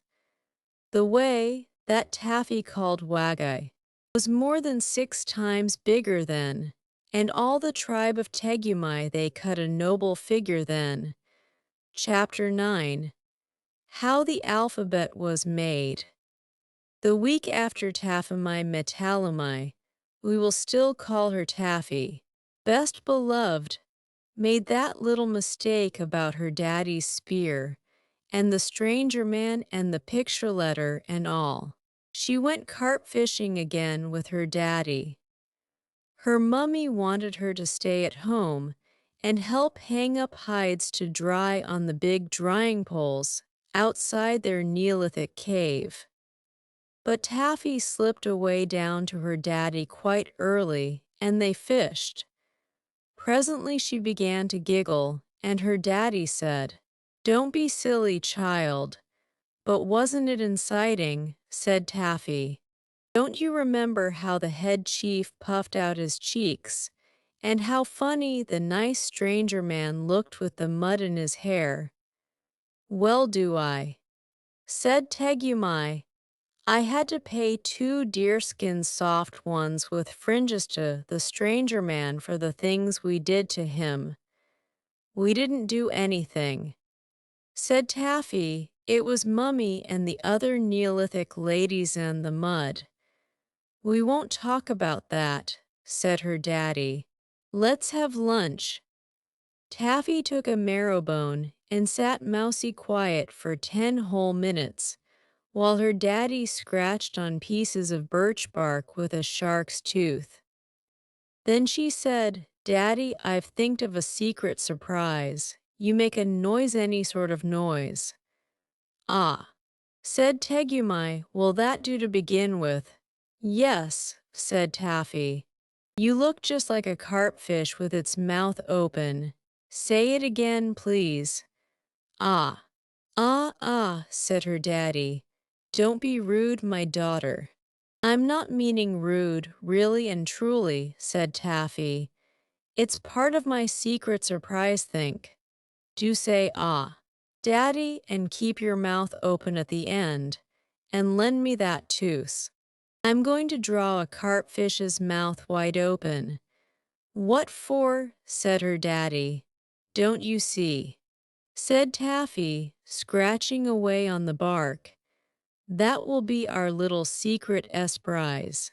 When I draw a carpfish with his mouth open in the smoke at the back of our cave, if Mummy doesn't mind it, will remind you of that noise. Then we can play that it was me jumped out of the dark and esprised you with that noise same as I did in the beaver swamp last winter." "Really?" said her daddy in the voice that grown-ups use when they are truly attending. "Go on, Taffy." "Oh, bother," she said. "I can't draw all of a carpfish, but I can draw something that means a carpfish's mouth. Don't you know how they stand on their heads rooting in the mud? Well, here's a pretense carpfish. We can play that the rest of him is drawn. Here's just his mouth, and that means ah, and she drew this. One, that's not bad," said Tegumai, and scratched on his own piece of bark for himself. "But you've forgotten the feeler that hangs across his mouth." "But I can't draw, Daddy." "You needn't draw anything of him, except just the opening of his mouth and the feeler across. Then we'll know he's a carpfish, 'cause the perches and trouts haven't got feelers. Look here, Taffy." "And he drew this, too. Now I'll copy it," said Taffy. "Will you understand this when you see it?" "Perfectly," said her daddy, and she drew this. "3, and I'll be quite as esprised when I see it anywhere, as if you had jumped out from behind a tree and said, 'Ah.'" "Now make another noise," said Taffy, very proud. "Yah," said her daddy, very loud. "Hm," said Taffy, "that's a mixy noise. The end part is a carpfish mouth. But what can we do about the front part? Yer and ah, yeah. It's very like the carpfish mouth noise. Let's draw another bit of the carpfish and join 'em," said her daddy. He was quite incited too. "No, if they're joined I'll forget. Draw it separate. Draw his tail. If he's standing on his head, the tail will come first. Sides, I think I can draw tails easiest," said Taffy. "A good notion," said Tegumai. "Here's a carpfish tail for the your noise." And he drew this. 4. "I'll try now," said Taffy. "'Member I can't draw like you." "Daddy, will it do if I just draw the split part of the tail and the sticky down line for where it joins?" And she drew this. 5. Her daddy nodded, and his eyes were shiny bright with excitement. "That's beautiful," she said. "Now make another noise, Daddy." "Oh," said her daddy very loud. "That's quite easy," said Taffy. "You make your mouth all around like an egg or a stone, so an egg or a stone will do for that. You can't always find eggs or stones. We'll have to scratch around something like one." And he drew this. 6.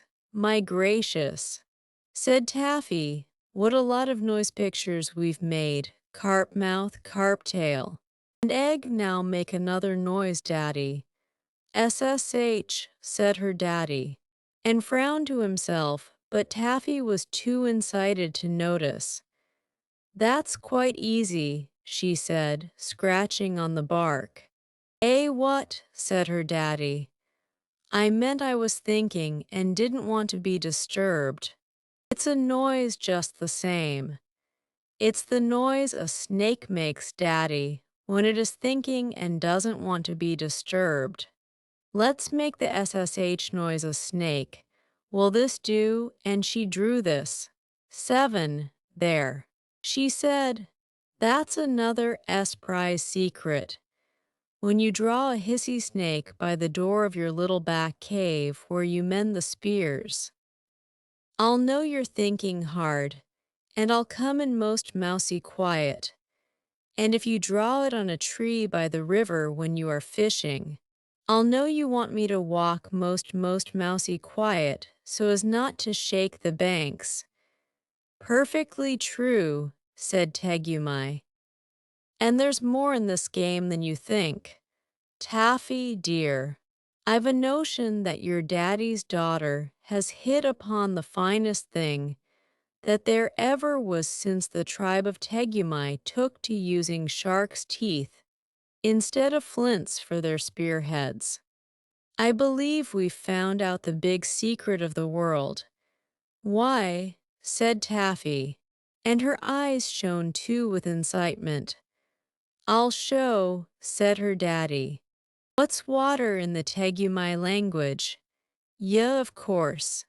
And it means river Tulek, Wagtia the Wagai River." "What is bad water that gives you fever if you drink it black water swamp water?" "Yo, of course. Now look," said her daddy. "S'pose you saw this scratched by the side of a pool in the beaver swamp, and he drew this. 8. Carp tail and round egg. Two noises mixed." "Yo, bad water," said Taffy. "Course I wouldn't drink that water because I'd know you said it was bad. But I needn't be near the water at all. I might be miles away, hunting. And still it would be just the same as if you stood there and said, 'Gee way, Taffy,' or 'You'll get fever.' All that in a carp fish tail and a round egg.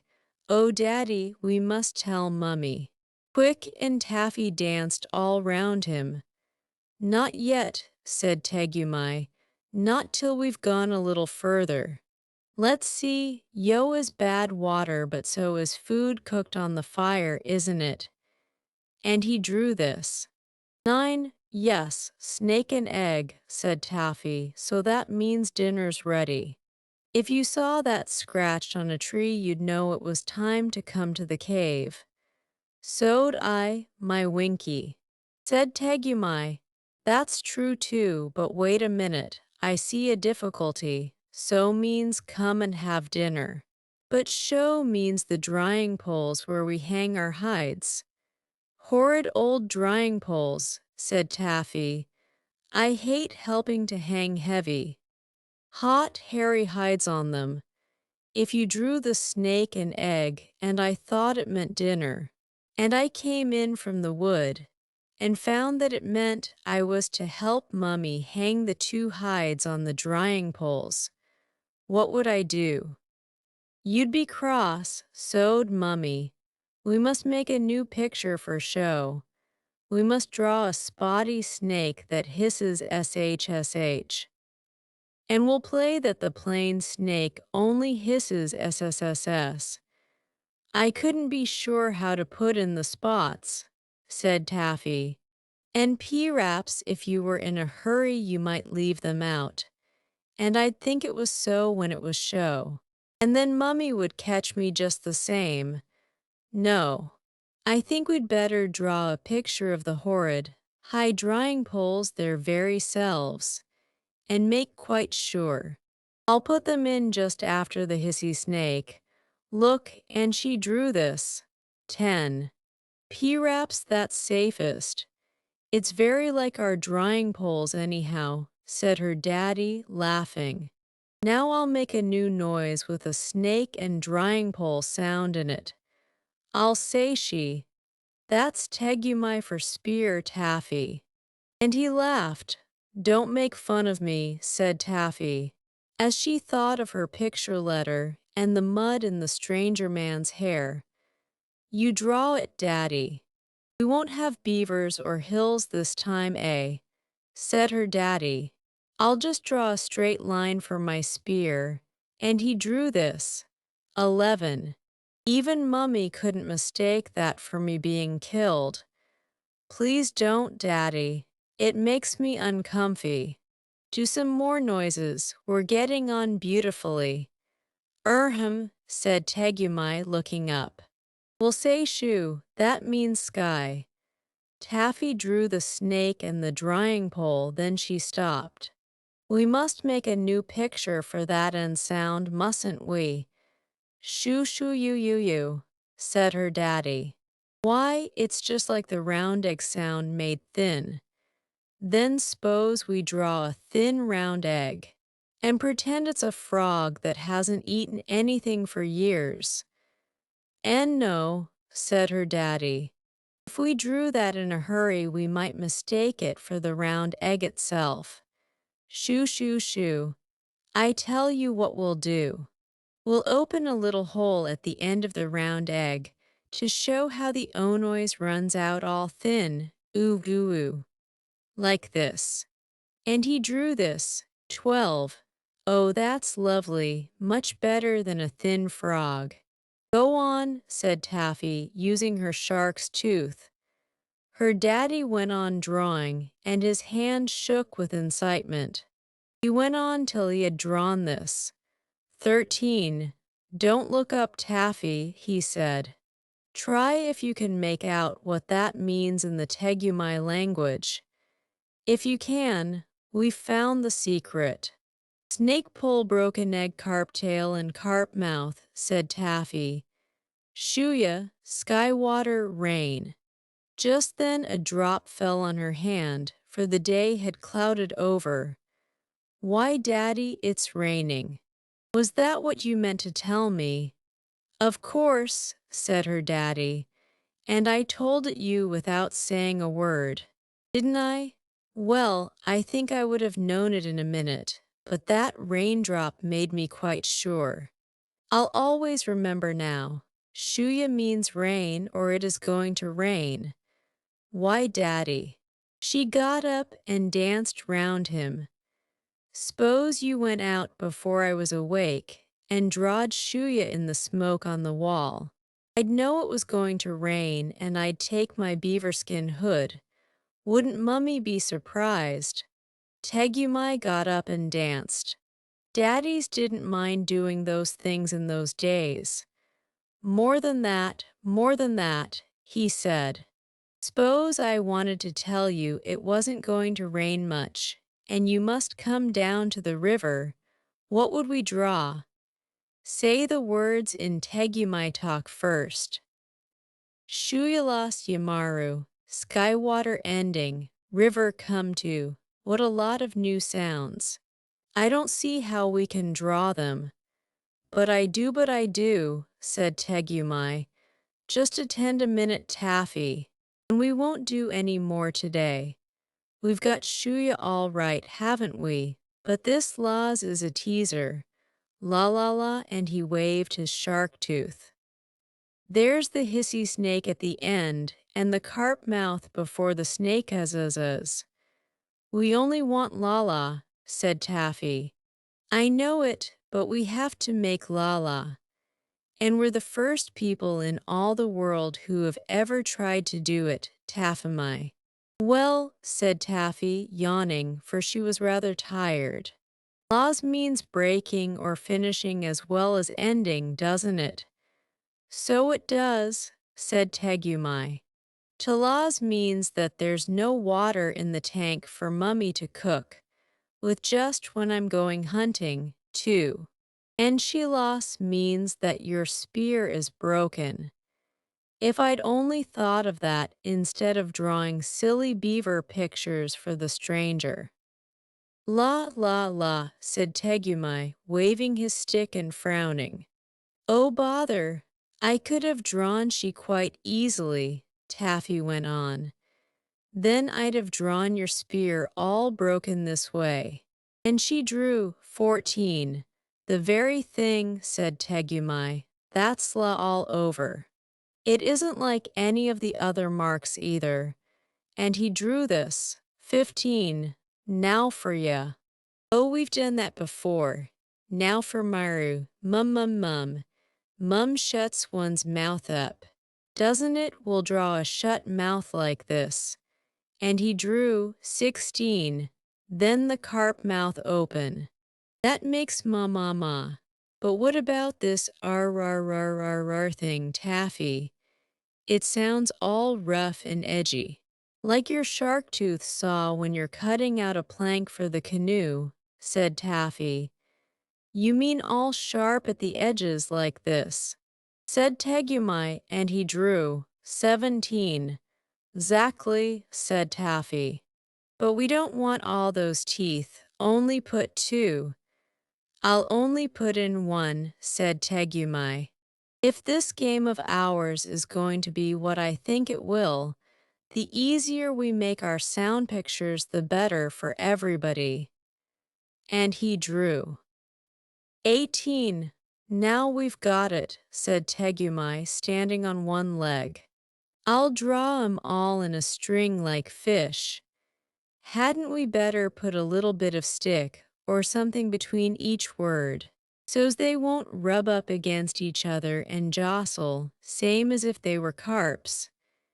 Oh, I'll leave a space for that, said her daddy, and very excitedly he drew them all without stopping on a big new bit of birch bark. 19. Shuilas Yamaru, said Taffy, reading it out sound by sound. That's enough for today, said Tegumai. Besides, you're getting tired, Taffy. Never mind, dear.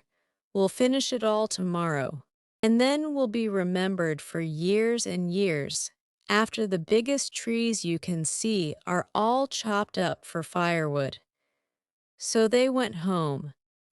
And all that evening Tegumai sat on one side of the fire and Taffy on the other, drawing yas and yos and shoes and she's in the smoke on the wall and giggling together till her mummy said, Really, Tegumai, you're worse than my Taffy. Please don't mind, said Taffy. It's only our secretess prize, mummy dear, and we'll tell you all about it the very minute it's done. But please don't ask me what it is now, or else I'll have to tell. So her mummy most carefully didn't. And bright and early next morning, Tegumai went down to the river to think about new sound pictures. And when Taffy got up, she saw Yalaz. Water is ending or running out, chalked on the side of the big stone water tank outside the cave. Said Taffy, these picture sounds are rather a bother.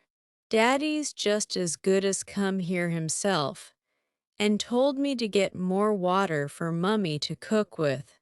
She went to the spring at the back of the house and filled the tank from a bark bucket, and then she ran down to the river and pulled her daddy's left ear, the one that belonged to her, to pull when she was good. Now come along and we'll draw all the leftover sound pictures, said her daddy, and they had a most inciting day of it, and a beautiful lunch in the middle, and 2 games of romps. When they came to tea, Taffy said that as her name and her daddy's, and her mummy's all began with that sound, they should draw a sort of family group of themselves holding hands.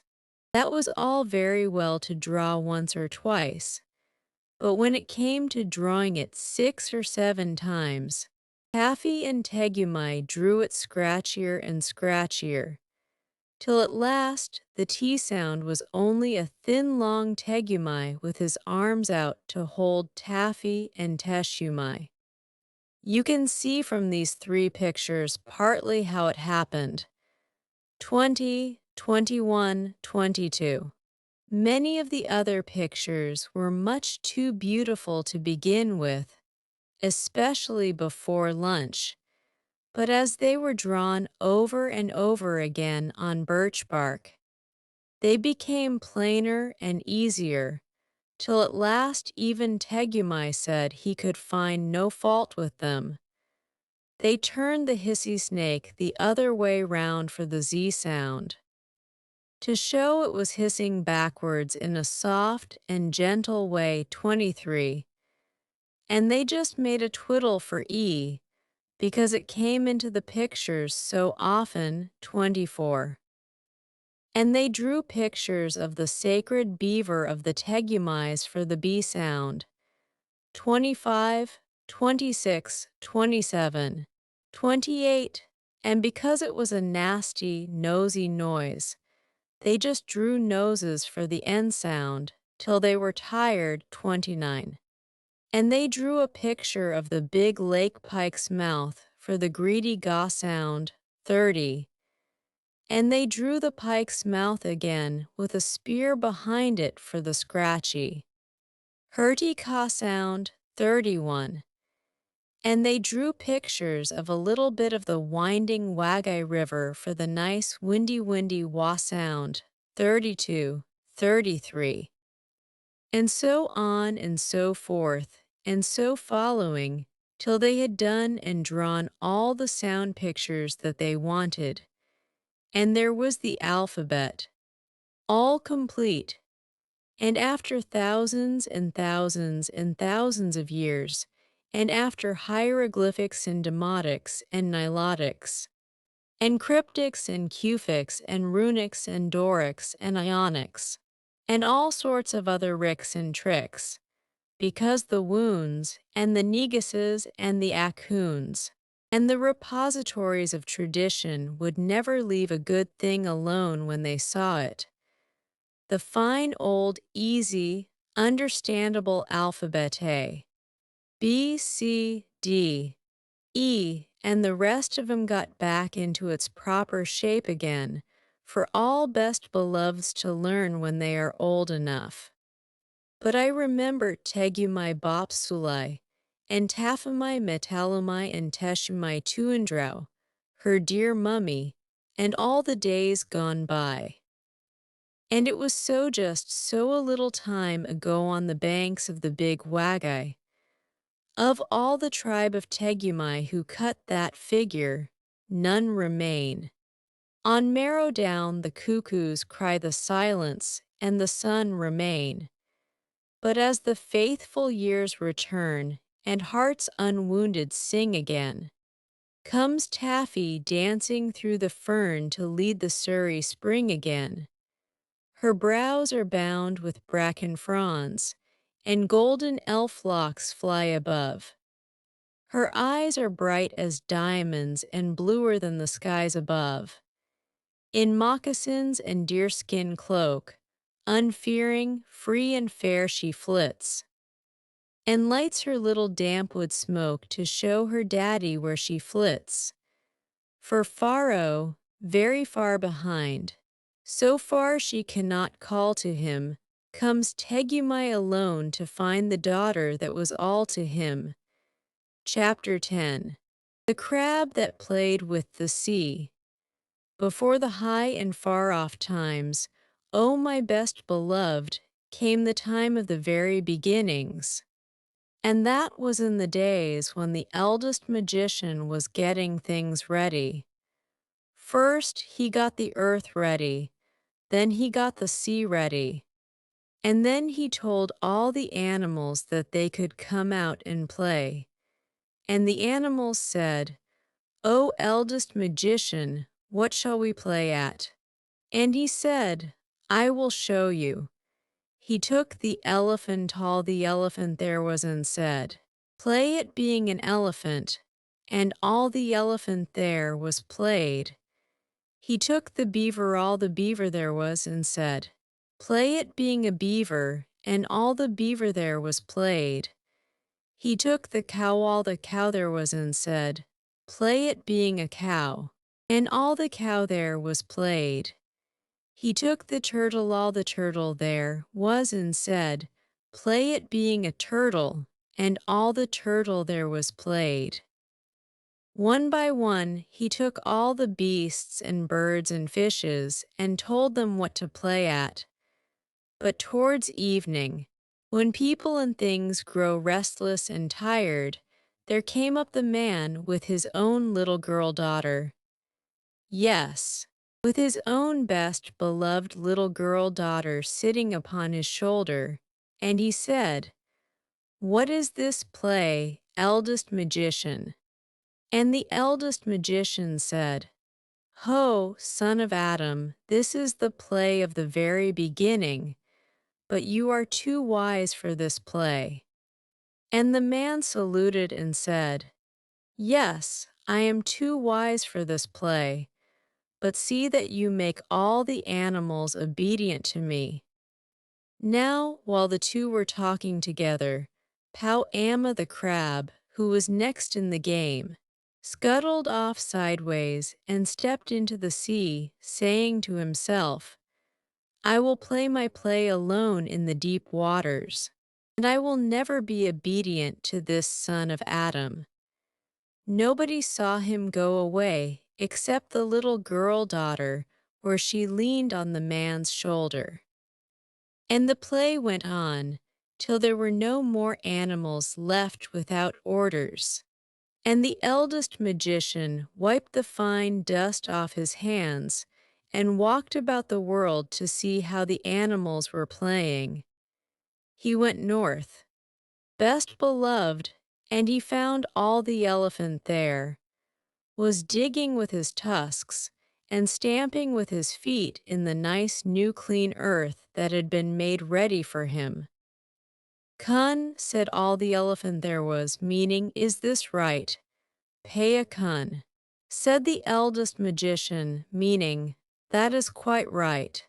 And he breathed upon the great rocks and lumps of earth that all the elephant there was had thrown up, and they became the great Himalayan mountains, and you can look them out on the map.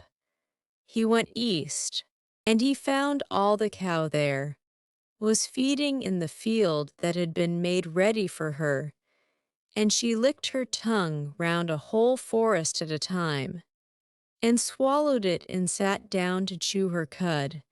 "Kun," said all the cow there was. "Pay a kun," said the eldest magician, and he breathed upon the bare patch where she had eaten, and upon the place where she had sat down, and one became the great Indian desert, and the other became the desert of Sahara.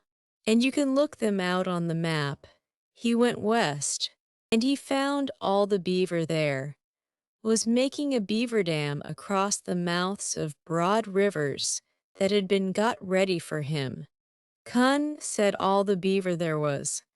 "Pay a kun," said the eldest magician, and he breathed upon the fallen trees and the still water, and they became the Everglades in Florida, and you may look them out on the map.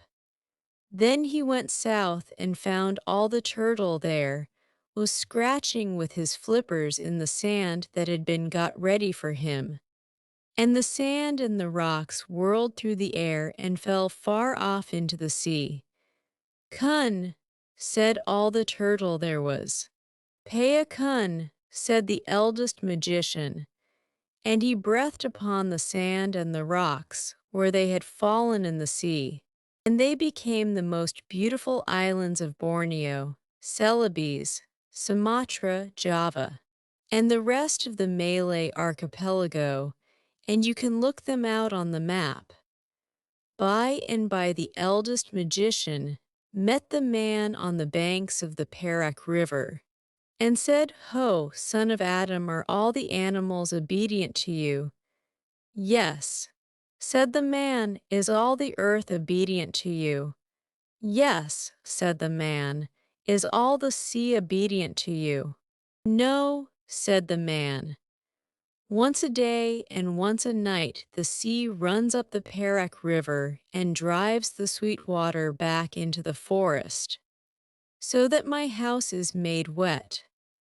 Once a day and once a night it runs down the river and draws all the water after it, so that there is nothing left but mud. And my canoe is upset. Is that the play you told it to play? No, said the eldest magician.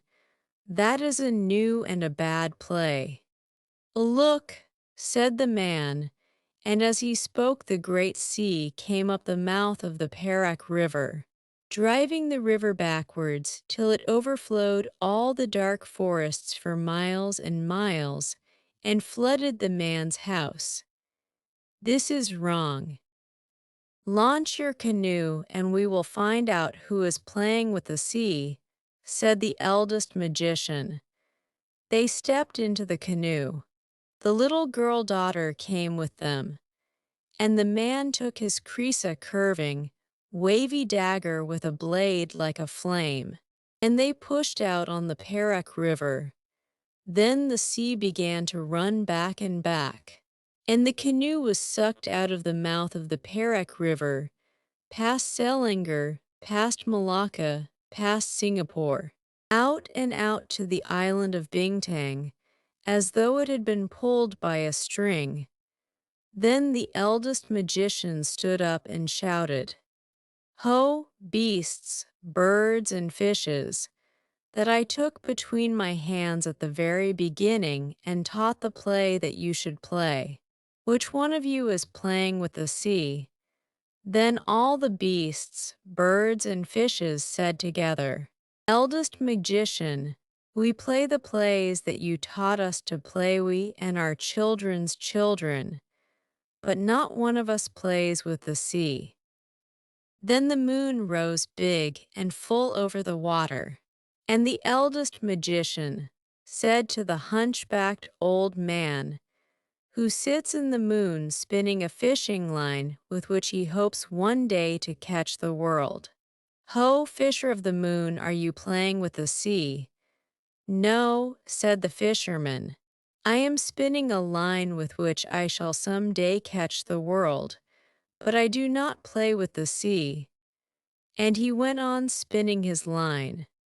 Now there is also a rat up in the moon, who always bites the old fisherman's line as fast as it is made, and the eldest magician said to him, Ho, rat of the moon, are you playing with the sea? And the rat said, I am too busy biting through the line that this old fisherman is spinning.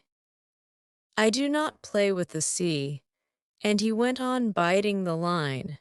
Then the little girl daughter put up her little soft brown arms with the beautiful white shell bracelets and said, O eldest magician, when my father here talked to you at the very beginning, and I leaned upon his shoulder while the beasts were being taught their plays, one beast went away naughtily into the sea before you had taught him his play. And the eldest magician said, How wise are little children who see and are silent. What was the beast like? And the little girl daughter said, He was round and he was flat, and his eyes grew upon stalks, and he walked sideways like this, and he was covered with strong armor upon his back. And the eldest magician said, How wise are little children who speak truth. Now I know where Pau Amma went. Give me the paddle. So he took the paddle. But there was no need to paddle, for the water flowed steadily past all the islands, till they came to the place called Pusat Tasik, the heart of the sea, where the great hollow is that leads down to the heart of the world. And in that hollow grows the wonderful tree, Pa Jangi, that bears the magic twin nuts. Then the eldest magician slid his arm up to the shoulder through the deep warm water, and under the roots of the wonderful tree he touched the broad back of Pow Amma the crab, and Pow Amma settled down at the touch. And all the sea rose up as water rises in a basin when you put your hand into it. "Ah," said the eldest magician, "now I know who has been playing with the sea." And he called out, "What are you doing, Pow Amma?" And Pow Amma, deep down below, answered, "Once a day and once a night I go out to look for my food. Once a day and once a night I return. Leave me alone." Then the eldest magician said, "Listen, Pow Amma. When you go out from your cave, the waters of the sea pour down into Pusat Tasik, and all the beaches of all the islands are left bare. And the little fish die, and Raja Moyang Cabin, the king of the elephants, his legs are made muddy. When you come back and sit in Pusat Tasik, the waters of the sea rise, and half the little islands are drowned, and the man's house is flooded. And Raja Abdullah, the king of the crocodiles, his mouth is filled with the salt water." Then Pow Amma, deep down below, laughed and said, "I did not know I was so important. Henceforward I will go out 7 times a day, and the waters shall never be still."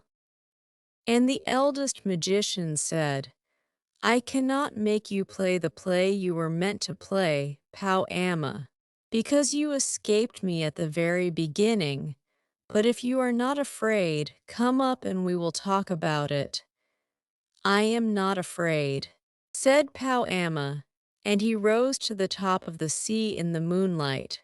There was nobody in the world so big as Pow Amma, for he was the king crab of all crabs. Not a common crab, but a king crab.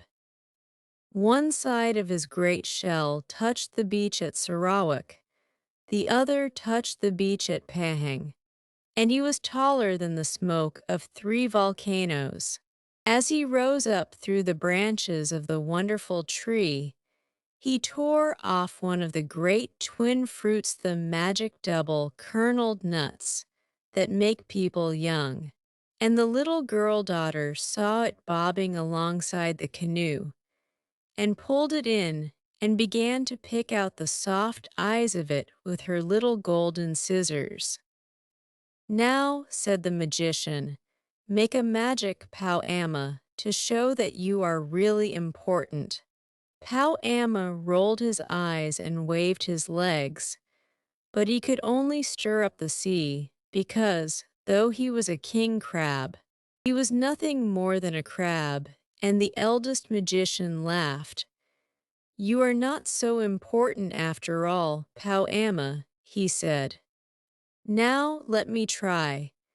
And he made a magic with his left hand with just the little finger of his left hand, and lo, and behold, best beloved, Pow Amma's hard, blue-green-black shell fell off him as a husk falls off a cocoa-nut, and Pow Amma was left all soft, as the little crabs that you sometimes find on the beach, best beloved. "Indeed, you are very important," said the eldest magician. "Shall I ask the man here to cut you with crease? Shall I send for Raja Moyang Cabin, the king of the elephants, to pierce you with his tusks?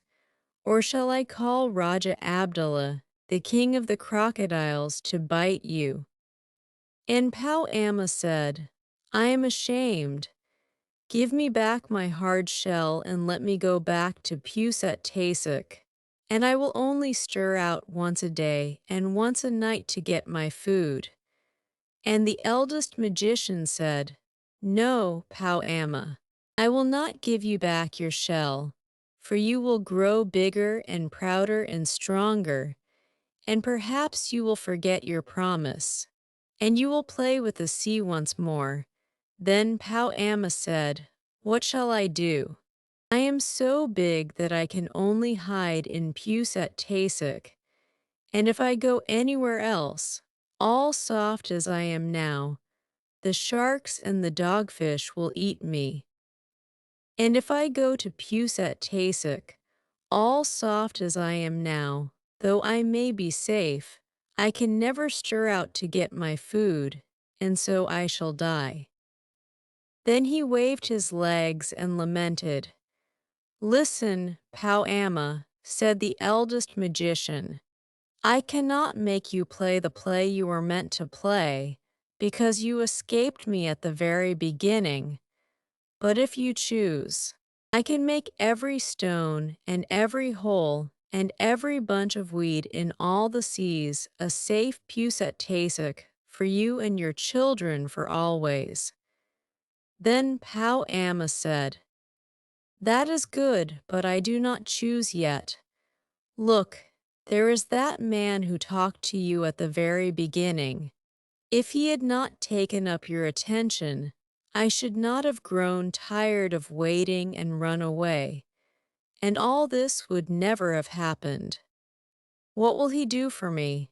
And the man said, "If you choose, I will make a magic, so that both the deep water and the dry ground will be a home for you and your children, so that you shall be able to hide both on the land and in the sea." And Pau Amma said, "I do not choose yet. Look, there is that girl who saw me running away at the very beginning. If she had spoken then, the eldest magician would have called me back, and all this would never have happened. What will she do for me?" And the little girl daughter said, "This is a good nut that I am eating. If you choose, I will make a magic, and I will give you this pair of scissors, very sharp and strong, so that you and your children can eat coconuts like this all day long when you come up from the sea to the land. Or you can dig a Pusat Tasik for yourself with the scissors that belong to you when there is no stone or hole nearby, and when the earth is too hard. By the help of these same scissors you can run up a tree." And Pau Amma said, "I do not choose yet, for, all soft as I am, these gifts would not help me. Give me back my shell, O eldest magician, and then I will play your play." And the eldest magician said, "I will give it back, Pau Amma, for 11 months of the year. But on the 12th month of every year it shall grow soft again, to remind you and all your children that I can make magics, and to keep you humble. Pau Amma, for I see that if you can run both under the water and on land, you will grow too bold. And if you can climb trees and crack nuts and dig holes with your scissors, you will grow too greedy, Pau Amma." Then Pau Amma thought a little and said, "I have made my choice. I will take all the gifts." Then the eldest magician made a magic with the right hand, with all 5 fingers of his right hand, and lo and behold, best beloved, Pau Amma grew smaller and smaller and smaller, till at last there was only a little green crab swimming in the water alongside the canoe, crying in a very small voice, "Give me the scissors." And the girl daughter picked him up on the palm of her little brown hand, and sat him in the bottom of the canoe and gave him her scissors, and he waved them in his little arms, and opened them and shut them and snapped them, and said, "I can eat nuts, I can crack shells, I can dig holes, I can climb trees. I can breathe in the dry air, and I can find a safe Pusat Tasik under every stone. I did not know I was so important. Kun. Is this right? Pay a kun, said the eldest magician, and he laughed and gave him his blessing. And little Pau Amma scuttled over the side of the canoe into the water. And he was so tiny that he could have hidden under the shadow of a dry leaf on land or of a dead shell at the bottom of the sea. "Was that well done?" said the eldest magician. "Yes," said the man, "but now we must go back to Perak, and that is a weary way to paddle. If we had waited till Pau Amma had gone out of Puset Tasik and come home, the water would have carried us there by itself." "You are lazy," said the eldest magician. "So your children shall be lazy. They shall be the laziest people in the world. They shall be called the Malaysy, the lazy people." And he held up his finger to the moon and said, "O fisherman, here is the man too lazy to row home. Pull his canoe home with your line, fisherman." "No," said the man. "If I am to be lazy all my days, let the sea work for me twice a day forever. That will save paddling." And the eldest magician laughed and said, "Pay a kun, that is right."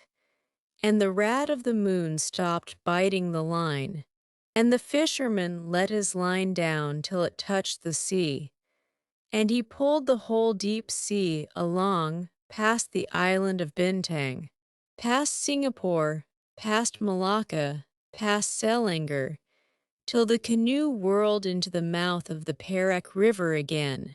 "Kun," said the fisherman of the moon. "Pay a kun," said the eldest magician. "See now that you pull the sea twice a day and twice a night forever, so that the Malaysy fishermen may be saved paddling.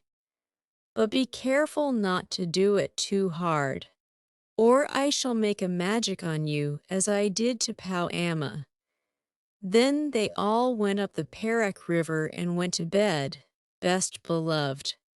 Now listen and attend. From that day to this, the moon has always pulled the sea up and down and made what we call the tides. Sometimes the fisher of the sea pulls a little too hard, and then we get spring tides. And sometimes he pulls a little too softly, and then we get what are called neap tides. But nearly always he is careful because of the eldest magician and Pau Amma. You can see when you go to the beach how all Pau Amma's babies make little Puset Tasics for themselves under every stone and bunch of weed on the sands. You can see them waving their little scissors, and in some parts of the world, they truly live on the dry land and run up the palm trees and eat coconuts, exactly as the girl-daughter promised. But once a year, all Pau Ammas must shake off their hard armor and be soft, to remind them of what the eldest magician could do. And so it isn't fair to kill or hunt Pau Amma's babies just because old Pau Amma was stupidly rude a very long time ago. Oh yes. And Pau Amma's babies hate being taken out of their little Puset Tasics and brought home in pickle bottles. That is why they nip you with their scissors. And it serves you right. China-going peas and zeros pass Pau Amma's playground clothes, and his Puset Tasic lies near the track of most B. ISUYK and NDL know Pau Amma's home, as well as the fisher of the sea knows, Ben's.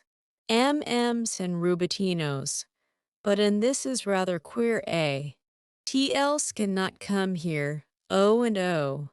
And DOA must go round another way, Orient. Anchor Bibby Hall never go that way at all. CS would have a fit if it found itself on it. and if beavers took their cargoes to Penang instead of Lagos, or a fat Shah Savile bore passengers to Singapore, or a White Star were to try a little trip to Saudi Arabia, or a B.S.A. went on past Natal to Cherubin, then Great Mister Lloyd's would come with a wire and drag them home. You'll know what my riddle means when you've eaten mangosteens, or if you can't wait till then. Ask them to let you have the outside page of the Times. Turn over to page 2 where it is marked Shipping on the top left hand. Then take the atlas, and that is the finest picture book in the world, and see how the names of the places that the steamers go to fit into the names of the places on the map. Any steamer kitty ought to be able to do that, but if you can't read, ask someone to show it you. Chapter 11. The Cat That Walked by Himself. Hear and attend and listen, for this befell and behappened and became and was, O my best beloved. When the tame animals were wild, the dog was wild, and the horse was wild, and the cow was wild, and the sheep was wild, and the pig was as wild could be, and they walked in the wet wild woods by their wild lones.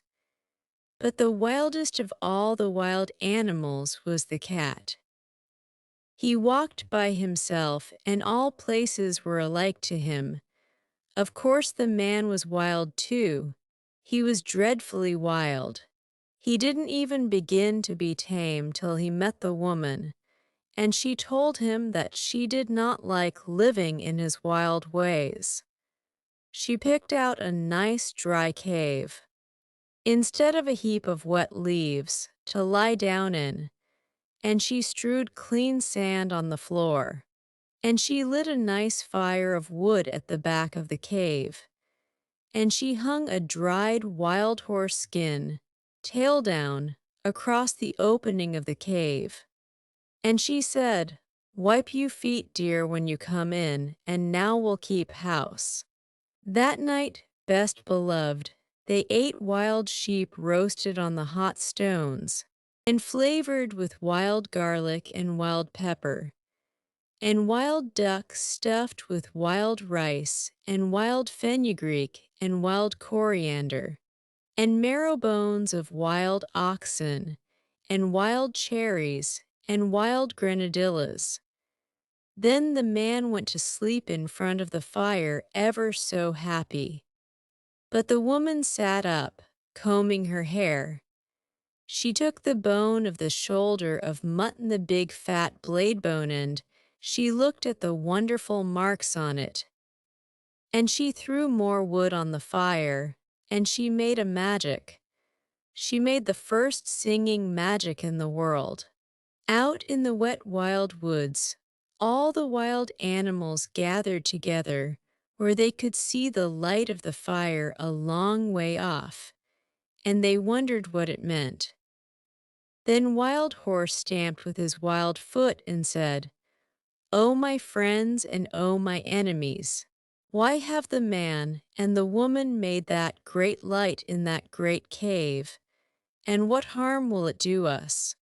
Wild Dog lifted up his wild nose and smelled the smell of roast mutton, and said, "I will go up and see and look and say, for I think it is good. Cat, come with me."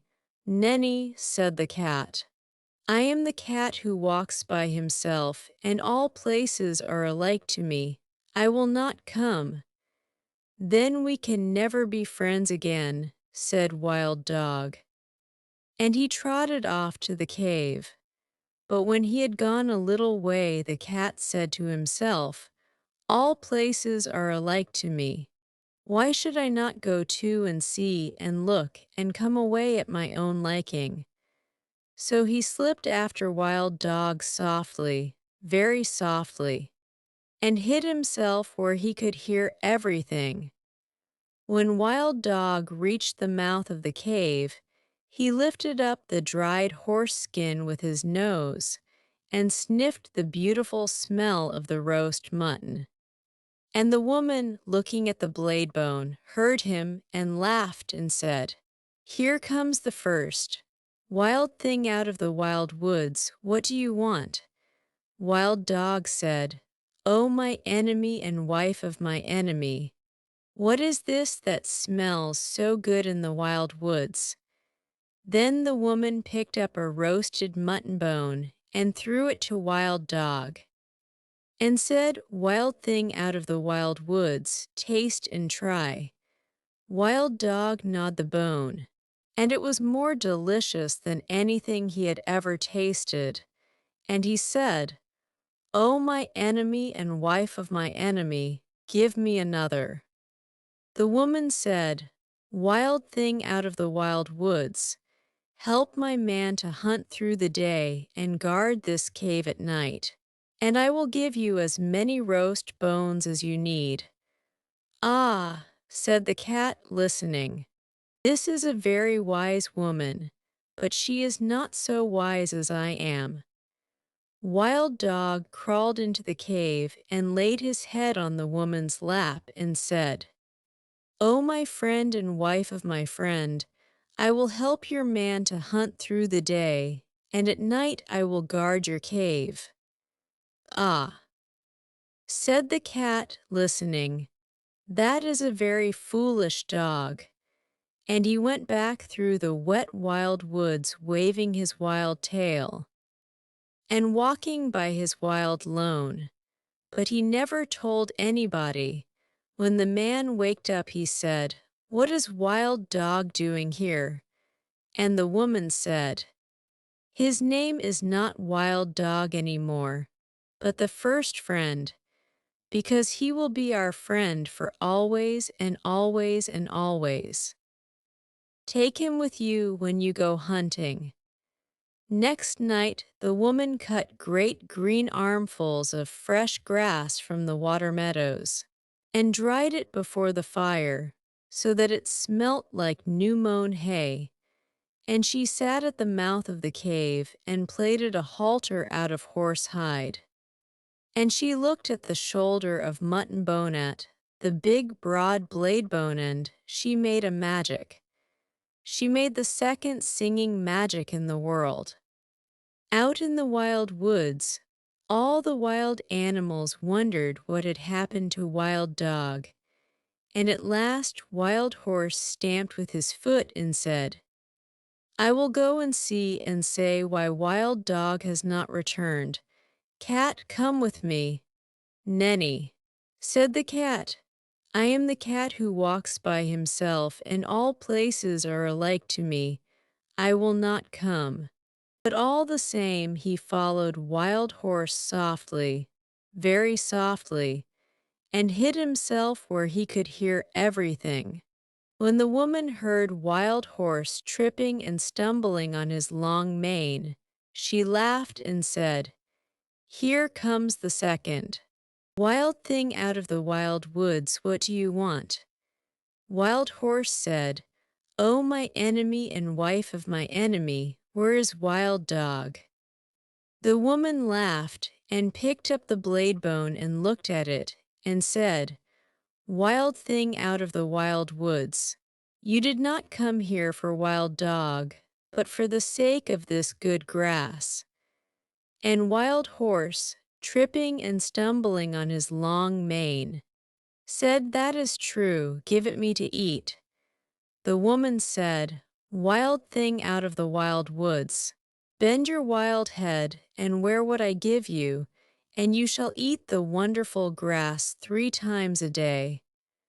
"Ah," said the cat, listening, "this is a clever woman, but she is not so clever as I am." Wild Horse bent his wild head, and the woman slipped the plaited hide halter over it, and Wild Horse breathed on the woman's feet and said, "O my mistress, and wife of my master, I will be your servant for the sake of the wonderful grass." "Ah," said the cat, listening, "that is a very foolish horse." And he went back through the wet wild woods, waving his wild tail and walking by his wild lone. But he never told anybody. When the man and the dog came back from hunting, the man said, "What is Wild Horse doing here?" And the woman said, "His name is not Wild Horse anymore, but the first servant, because he will carry us from place to place for always and always and always. Ride on his back when you go hunting." Next day, holding her wild head high that her wild horns should not catch in the wild trees, Wild Cow came up to the cave, and the cat followed, and hid himself just the same as before, and everything happened just the same as before. And the cat said the same things as before. And when Wild Cow had promised to give her milk to the woman every day in exchange for the wonderful grass, the cat went back through the wet wild woods, waving his wild tail and walking by his wild lone, just the same as before. But he never told anybody. And when the man and the horse and the dog came home from hunting and asked the same questions, same as before, the woman said, "Her name is not Wild Cow anymore, but the giver of good food. She will give us the warm white milk for always and always and always.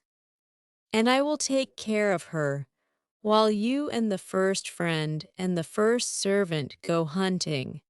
Next day the cat waited to see if any other wild thing would go up to the cave, but no one moved in the wet wild woods. So the cat walked there by himself, and he saw the woman milking the cow, and he saw the light of the fire in the cave, and he smelt the smell of the warm white milk. Cat said, "O my enemy and wife of my enemy, where did Wild Cow go?" The woman laughed and said, "Wild thing out of the wild woods, go back to the woods again, for I have braided up my hair, and I have put away the magic blade bone, and we have no more need of either friends or servants in our cave." Cat said, "I am not a friend, and I am not a servant. I am the cat who walks by himself, and I wish to come into your cave." Woman said, "Then why did you not come with first friend on the first night?" Cat grew very angry and said, "Has Wild Dog told tales of me?" Then the woman laughed and said, "You are the cat who walks by himself, and all places are alike to you. You are neither a friend nor a servant. You have said it yourself. Go away and walk by yourself in all places alike." Then Cat pretended to be sorry and said, "Must I never come into the cave? Must I never sit by the warm fire? Must I never drink the warm white milk? You are very wise and very beautiful. You should not be cruel even to a cat." Woman said, "I knew I was wise, but I did not know I was beautiful. So I will make a bargain with you. If ever I say one word in your praise, you may come into the cave. And if you say 2 words in my praise," said the cat. "I never shall," said the woman, "but if I say 2 words in your praise, you may sit by the fire in the cave. And if you say 3 words," said the cat. "I never shall," said the woman, "but if I say 3 words in your praise, you may drink the warm white milk 3 times a day for always and always and always." Then the cat arched his back and said, "Now let the curtain at the mouth of the cave, and the fire at the back of the cave, and the milk pots that stand beside the fire, Remember what my enemy and the wife of my enemy has said. And he went away through the wet wild woods, waving his wild tail and walking by his wild lone. That night, when the man and the horse and the dog came home from hunting, the woman did not tell them of the bargain that she had made with the cat, because she was afraid that they might not like it. Cat went far and far away, and hid himself in the wet wild woods by his wild lone for a long time, till the woman forgot all about him. Only the bat, the little upside-down bat that hung inside the cave, knew where Cat hid, and every evening Bat would fly to Cat with news of what was happening. One evening Bat said, "There is a baby in the cave. He is new and pink and fat and small, and the woman is very fond of him." "Ah," said the Cat, listening, "but what is the baby fond of?" "He is fond of things that are soft and tickle." Said the Bat, "He is fond of warm things to hold in his arms when he goes to sleep. He is fond of being played with. He is fond of all those things." "Ah," said the Cat, listening, "then my time has come." Next night Cat walked through the wet wild woods, and hid very near the cave till morning time, and man and dog and horse went hunting. The woman was busy cooking that morning, and the baby cried and interrupted. So she carried him outside the cave and gave him a handful of pebbles to play with. But still the baby cried. Then the Cat put out his patty paw and patted the baby on the cheek, and it cooed. And the Cat rubbed against its fat knees and tickled it under its fat chin with his tail. And the baby laughed, and the woman heard him and smiled. Then the Bat, the little upside-down bat that hung in the mouth of the cave, said, "O my hostess and wife of my host, and mother of my host's son, a wild thing from the wild woods is most beautifully playing with your baby. A blessing on that wild thing, whoever he may be," said the woman, straightening her back. "For I was a busy woman this morning, and he has done me a service. That very minute and second, best beloved, the dried horse skin curtain that was stretched tail down at the mouth of the cave fell down whoosh, because it remembered the bargain she had made with the cat. And when the woman went to pick it up, lo and behold, the cat was sitting quite comfy inside the cave. "O my enemy and wife of my enemy and mother of my enemy," said the cat, "it is I, for you have spoken a word in my praise. And now I can sit within the cave for always and always and always. But still I am the cat who walks by himself, and all places are alike to me." The woman was very angry, and shut her lips tight and took up her spinning wheel and began to spin. But the baby cried because the cat had gone away, and the woman could not hush it. For it struggled and kicked and grew black in the face. "O my enemy and wife of my enemy and mother of my enemy," said the cat, "take a strand of the wire that you are spinning and tie it to your spinning wheel and drag it along the floor, and I will show you a magic that shall make your baby laugh as loudly as he is now crying." "I will do so," said the woman, "because I am at my wit's end, but I will not thank you for it."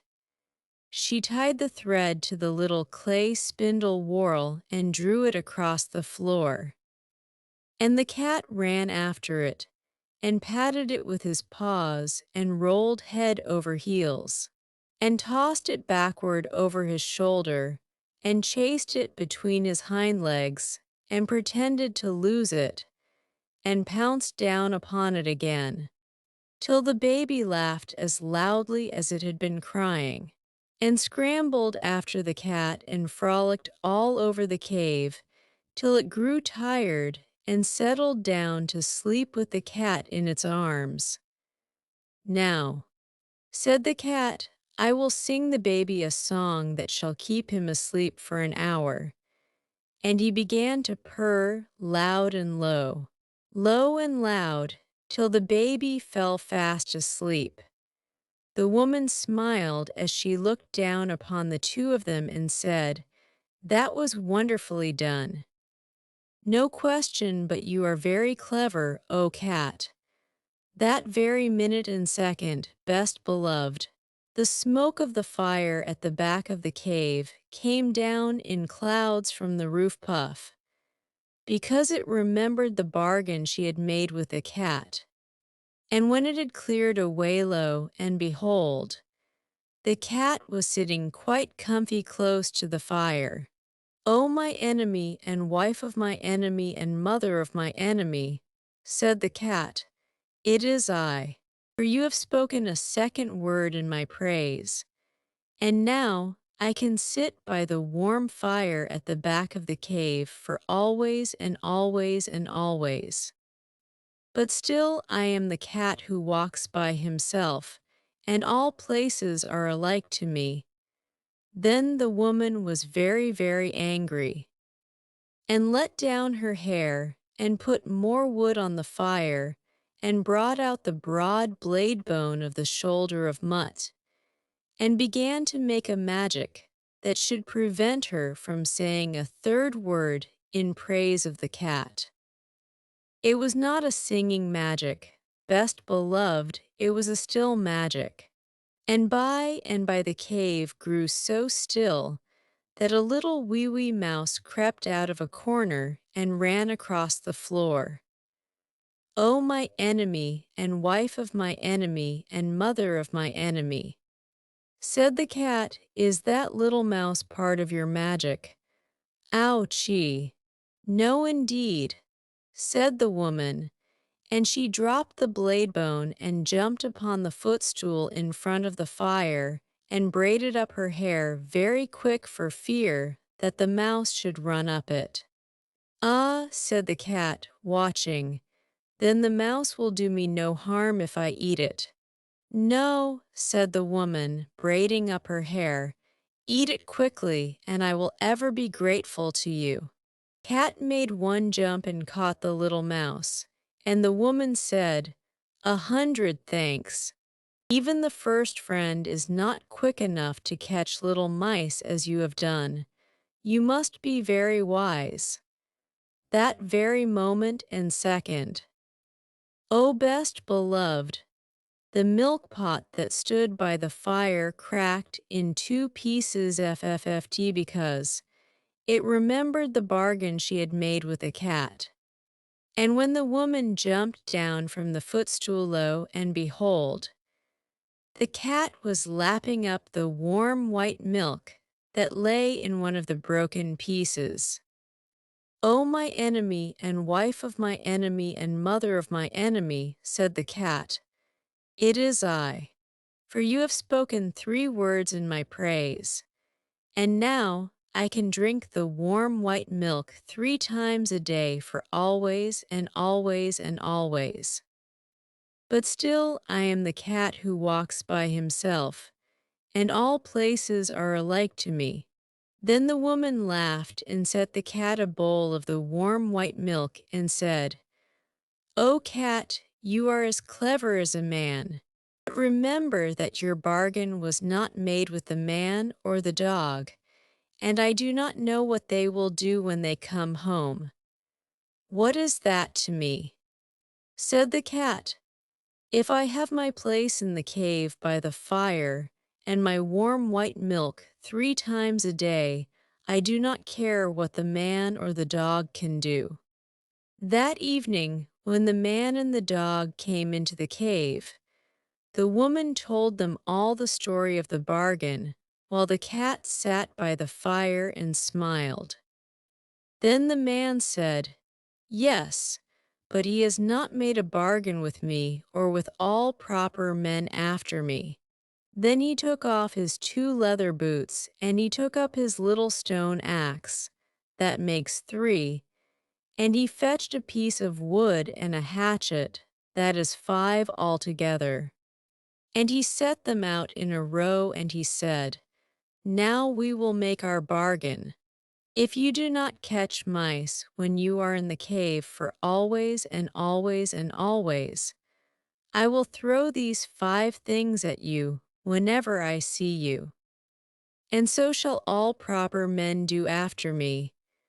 "Ah," said the woman, listening, "this is a very clever cat, but he is not so clever as my man." The cat counted the 5 things, and they looked very knobby, and he said, "I will catch mice when I am in the cave for always and always and always. But still, I am the cat who walks by himself, and all places are alike to me. Not when I am near," said the man. "If you had not said that last, I would have put all these things away for always and always and always. But I am now going to throw my 2 boots and my little stone axe, that makes 3, at you whenever I meet you. And so shall all proper men do after me." Then the dog said, "Wait a minute. He has not made a bargain with me or with all proper dogs after me." And he showed his teeth and said, "If you are not kind to the baby while I am in the cave for always and always and always, I will hunt you till I catch you, and when I catch you I will bite you. And so shall all proper dogs do after me." "Ah," said the woman, listening, "this is a very clever cat, but he is not so clever as the dog." Cat counted the dog's teeth, and they looked very pointed, and he said, "I will be kind to the baby while I am in the cave, as long as he does not pull my tail too hard, for always and always and always.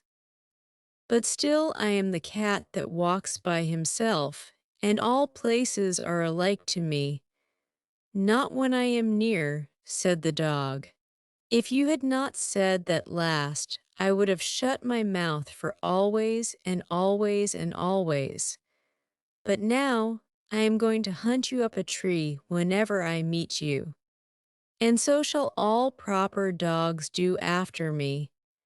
Then the man threw his 2 boots and his little stone axe, that makes 3, at the cat. And the cat ran out of the cave, and the dog chased him up a tree. And from that day to this, best beloved, 3 proper men out of 5 will always throw things at a cat whenever they meet him, and all proper dogs will chase him up a tree. But the cat keeps his side of the bargain too. He will kill mice, and he will be kind to babies when he is in the house, just as long as they do not pull his tail too hard. But when he has done that, and between times, and when the moon gets up and night comes, he is the cat that walks by himself, and all places are alike to him. Then he goes out to the wet wild woods, or up the wet wild trees, or on the wet wild roofs, waving his wild tail and walking by his wild lone. Pussy can sit by the fire and sing. Pussy can climb a tree, or play with a silly old cork and string tommies herself, not me. But I like Binky my dog, because he knows how to behave. So Binky's the same as the first friend was, and I am the man in the cave. Pussy will play man Friday till it's time to wet her paw and make her walk on the windowsill for the footprint Crusoe saw. Then she fluffles her tail and mews, and scratches and won't attend. but Binky will play whatever I choose, and he is my true first friend. Pussy will rub my knees with her head, pretending she loves me hard. But the very minute I go to my bed, Pussy runs out in the yard. And there she stays till the morning light, so I know it is only pretend. But Binky, he snores at my feet all night. And he is my firstest friend. Chapter 12. The Butterfly That Stamped. This, oh my best beloved, is a story anew, and a wonderful story, a story quite different from the other stories, a story about the most wise sovereign Sulayman bin Daud Solomon, the son of David. There are 355 stories about Sulayman bin Daud, but this is not one of them. It is not the story of the lapwing who found the water, or the hoopoe who shaded Sulayman bin Daud from the heat. It is not the story of the glass pavement, or the ruby with the crooked hole, or the gold bars of Balkis. It is the story of the butterfly that stamped. Now attend all over again and listen. Sulayman bin Daud was wise. He understood what the beasts said, what the birds said, what the fishes said, and what the insects said. He understood what the rocks said deep under the earth when they bowed in towards each other and groaned. And he understood what the trees said when they rustled in the middle of the morning.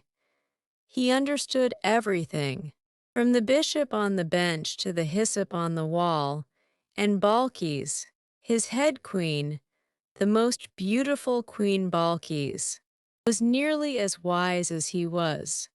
Sulayman bin Daud was strong. Upon the third finger of the right hand he wore a ring. When he turned it once, Afrits and jinns came out of the earth to do whatever he told them.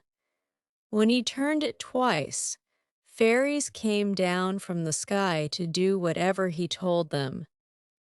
And when he turned it 3 times, the very great angel Azrael of the sword came dressed as a water carrier, and told him the news of the 3 worlds, above, below, and here.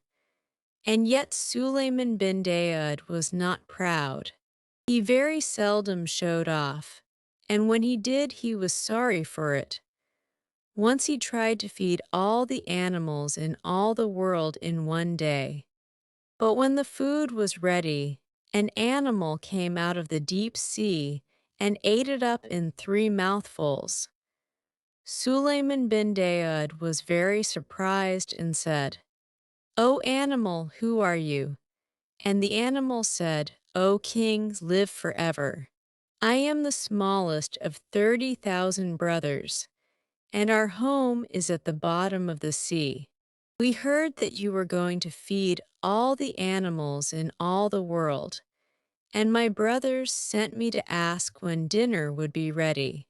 Sulayman bin Daud was more surprised than ever and said, "O animal, you have eaten all the dinner that I made ready for all the animals in the world."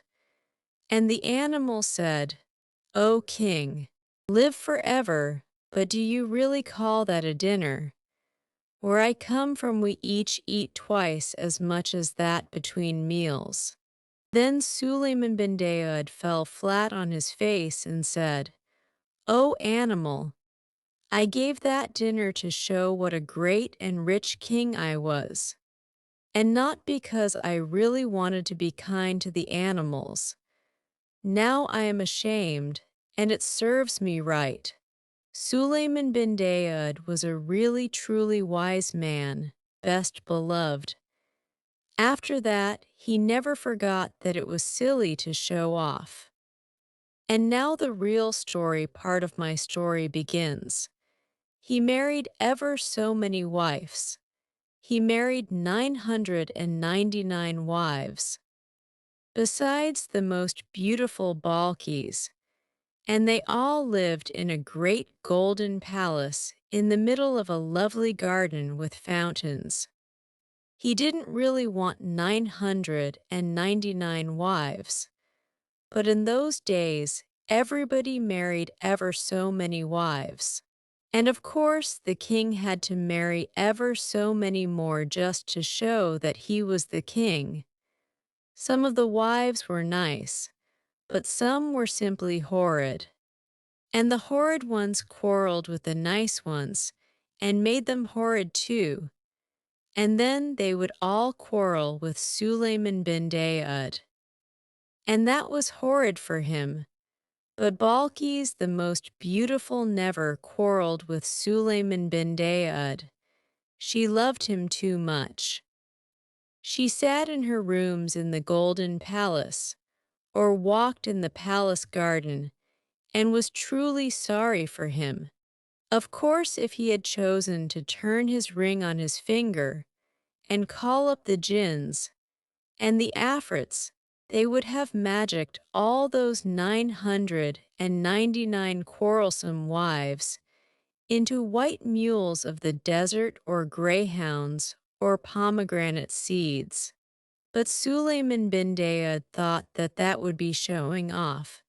So when they quarreled too much, he only walked by himself in one part of the beautiful palace gardens and wished he had never been born. One day, when they had quarreled for 3 weeks all 999 wives, together Sulayman bin Daud went out for peace, and quiet as usual. And among the orange trees, he met Balkis the most beautiful, very sorrowful because Sulayman bin Daud was so worried. And she said to him, "O my lord and light of my eyes, turn the ring upon your finger, and show these queens of Egypt and Mesopotamia and Persia and China that you are the great and terrible king."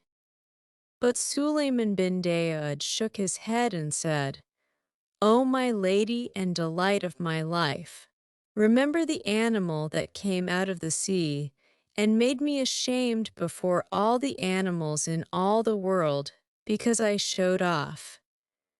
Now, if I showed off before these queens of Persia and Egypt and Abyssinia and China, merely because they worry me, I might be made even more ashamed than I have been." And Balkis the most beautiful said, "O my lord and treasure of my soul, what will you do?" And Sulayman bin Daud said, "O my lady and content of my heart, I shall continue to endure my fate at the hands of these 999 queens who vex me with their continual quarreling." So he went on between the lilies and the loquats, and the roses and the cannas, and the heavy-scented ginger plants that grew in the garden, till he came to the great camphor tree that was called the camphor tree of Sulayman bin Daud. But Balkis hid among the tall irises and the spotted bamboos and the red lilies behind the camphor tree, so as to be near her own true love, Sulayman bin Daud. Presently 2 butterflies flew under the tree, quarreling. Sulayman bin Daud heard one say to the other, "I wonder at your presumption in talking like this to me. Don't you know that if I stamped with my foot all Sulayman bin Daud's palace, and this garden here would immediately vanish in a clap of thunder?" Then Sulayman bin Daud forgot his 999 bothersome wives, and laughed till the camphor tree shook at the butterfly's boast, and he held out his finger and said, "Little man, come here." The butterfly was dreadfully frightened, but he managed to fly up to the hand of Sulayman bin Daud and clung there, fanning himself. Sulayman bin Daud bent his head and whispered very softly, "Little man, you know that all your stamping wouldn't bend one blade of grass. What made you tell that awful fib to your wife? For doubtless she is your wife." The butterfly looked at Sulayman bin Daud and saw the most wise king's eye twinkle like stars on a frosty night. And he picked up his courage with both wings, and he put his head on one side and said, "O king, live forever. She is my wife, and you know what wives are like." Sulayman bin Daud smiled in his beard and said, "Yes, I know, little brother. One must keep them in order somehow," said the butterfly, "and she has been quarreling with me all the morning. I said that to quiet her." And Sulayman bin Daud said, "May it quiet her. Go back to your wife, little brother, and let me hear what you say." Back flew the butterfly to his wife, who was all of a twitter behind a leaf, and she said, "He heard you. Sulayman bin Daud himself heard you." "Heard me?" said the butterfly. "Of course he did. I meant him to hear me." "And what did he say?" "Oh, what did he say?" "Well," said the butterfly, fanning himself most importantly, "between you and me, my dear, of course I don't blame him, because his palace must have cost a great deal, and the oranges are just ripening. He asked me not to stamp, and I promised I wouldn't." "Gracious," said his wife, and sat quite quiet. But Sulayman bin Daud laughed till the tears ran down his face at the impudence of the bad little butterfly.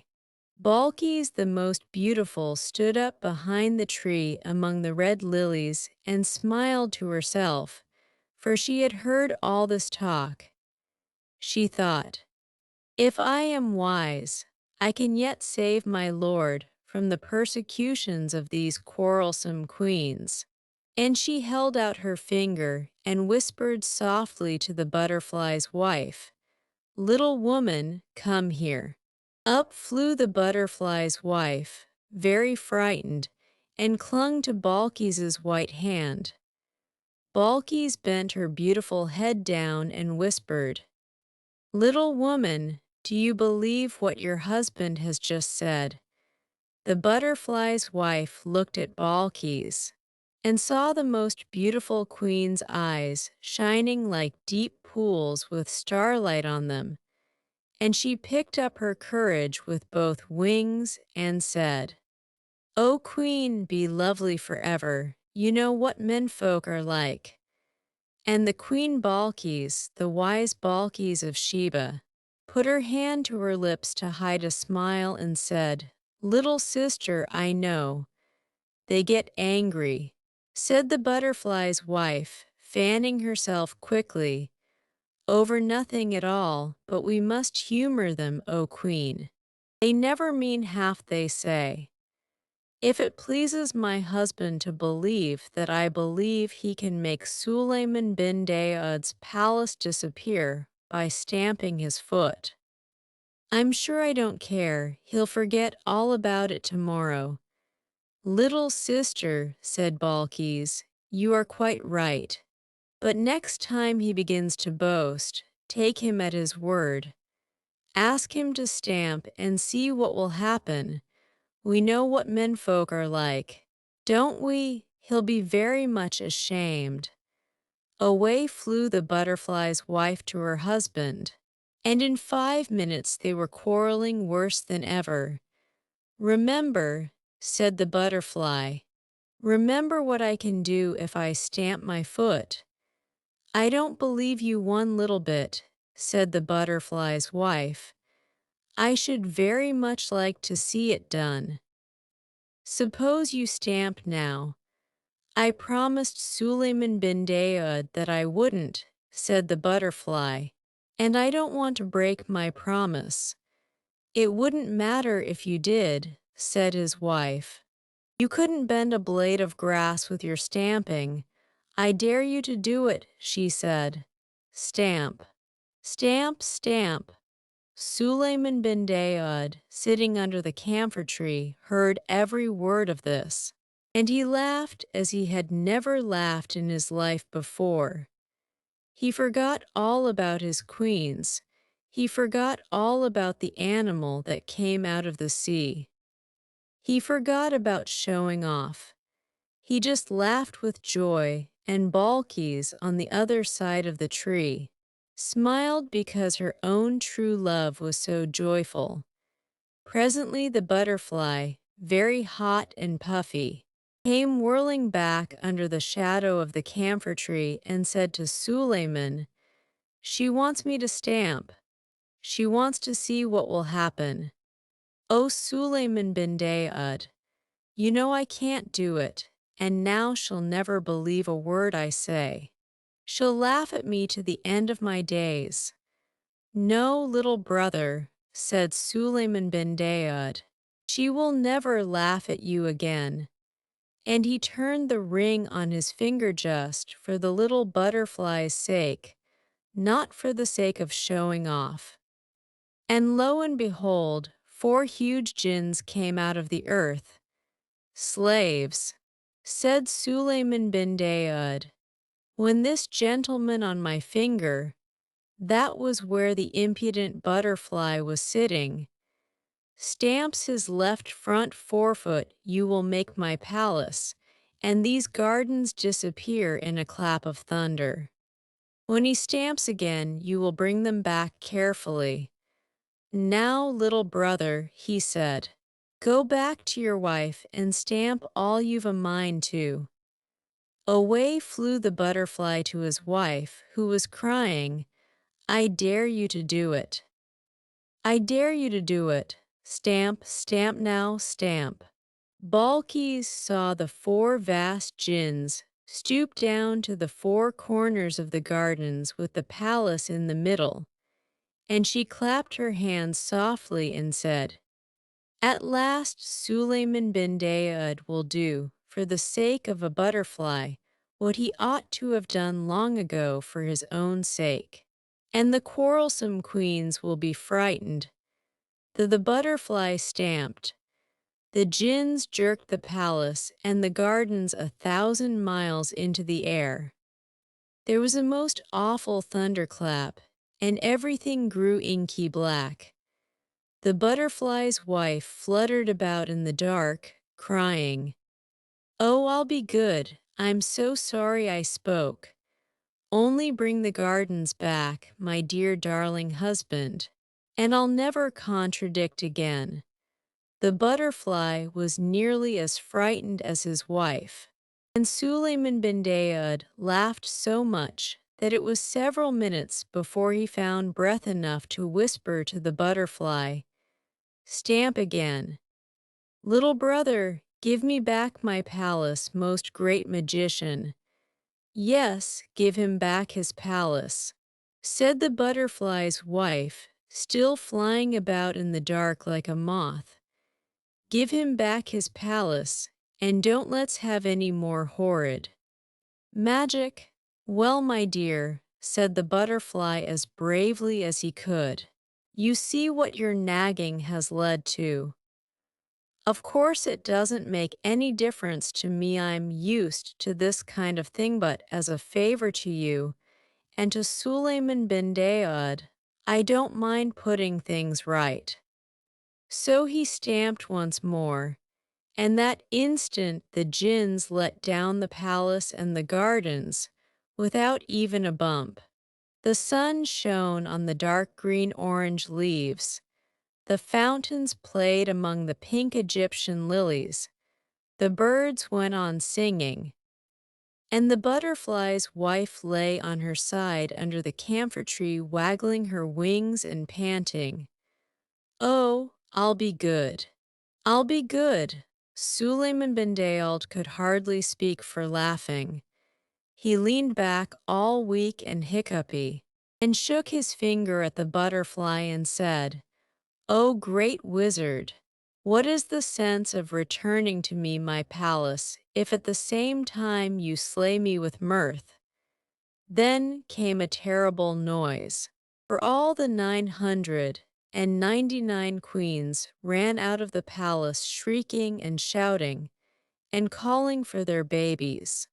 They hurried down the great marble steps below the fountain, 100 abreast, and the most wise Balkis went statelily forward to meet them and said, "What is your trouble, O queens?" They stood on the marble steps 100 abreast and shouted, "What is our trouble?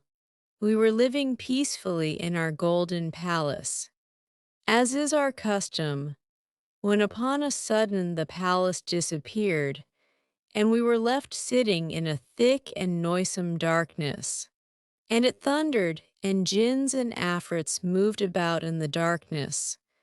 That is our trouble, O head queen, and we are most extremely troubled on account of that trouble, for it was a troublesome trouble, unlike any trouble we have known." Then Balkis, the most beautiful Queen Sulayman bin Dayaud's very best beloved queen that was of Sheba and sable, and the rivers of the gold of the south from the desert of Zin to the towers of Zimbabwe Balkis, almost as wise as the most wise Sulayman bin Dayaud himself, said, "It is nothing, O queens. A butterfly has made complaint against his wife, because she quarreled with him, and it has pleased our lord Sulayman bin Dayaud to teach her a lesson in low speaking and humbleness, for that is counted a virtue among the wives of the butterflies." Then up and spoke an Egyptian queen, the daughter of a pharaoh, and she said, "Our palace cannot be plucked up by the roots like a leek for the sake of a little insect. No, Sulayman bin Dayaud must be dead." And what we heard and saw was the earth thundering and darkening at the news. Then Balkis beckoned that bold queen without looking at her, and said to her and to the others, "Come and see." They came down the marble steps, 100 abreast, and beneath his camphor tree, still weak with laughing, they saw the most wise King Sulayman bin Dayaud rocking back and forth with a butterfly on either hand, and they heard him say, "O wife of my brother in the air, remember after this, to please your husband in all things, lest he be provoked to stamp his foot yet again. For he has said that he is used to this magic, and he is most eminently a great magician one, who steals away the very palace of Sulayman bin Dayaud himself. Go in peace, little folk." And he kissed them on the wings, and they flew away. Then all the queens except Balkis, the most beautiful and splendid Balkis, who stood apart smiling, fell flat on their faces, for they said, "If these things are done when a butterfly is displeased with his wife, what shall be done to us, who have vexed our king with our loud speaking and open quarreling through many days?" Then they put their veils over their heads, and they put their hands over their mouths, and they tiptoed back to the palace most mousy quiet. Then Balkis, the most beautiful and excellent Balkis, went forward through the red lilies into the shade of the camphor tree, and laid her hand upon Sulayman bin Dayaud's shoulder and said, "O my lord and treasure of my soul, rejoice. For we have taught the queens of Egypt and Ethiopia and Abyssinia and Persia and India and China with a great and a memorable teaching." And Sulayman bin Dayaud, still looking after the butterflies where they played in the sunlight, said, "O my lady and jewel of my felicity, When did this happen? For I have been jesting with a butterfly ever since I came into the garden. And he told Balkis what he had done. Balkis the tender and most lovely Balkis said, O my lord and regent of my existence, I hid behind the camphor tree and saw it all.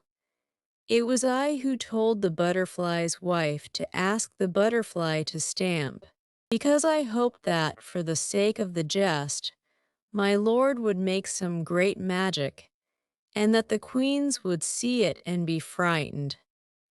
And she told him what the queens had said, and seen, and thought.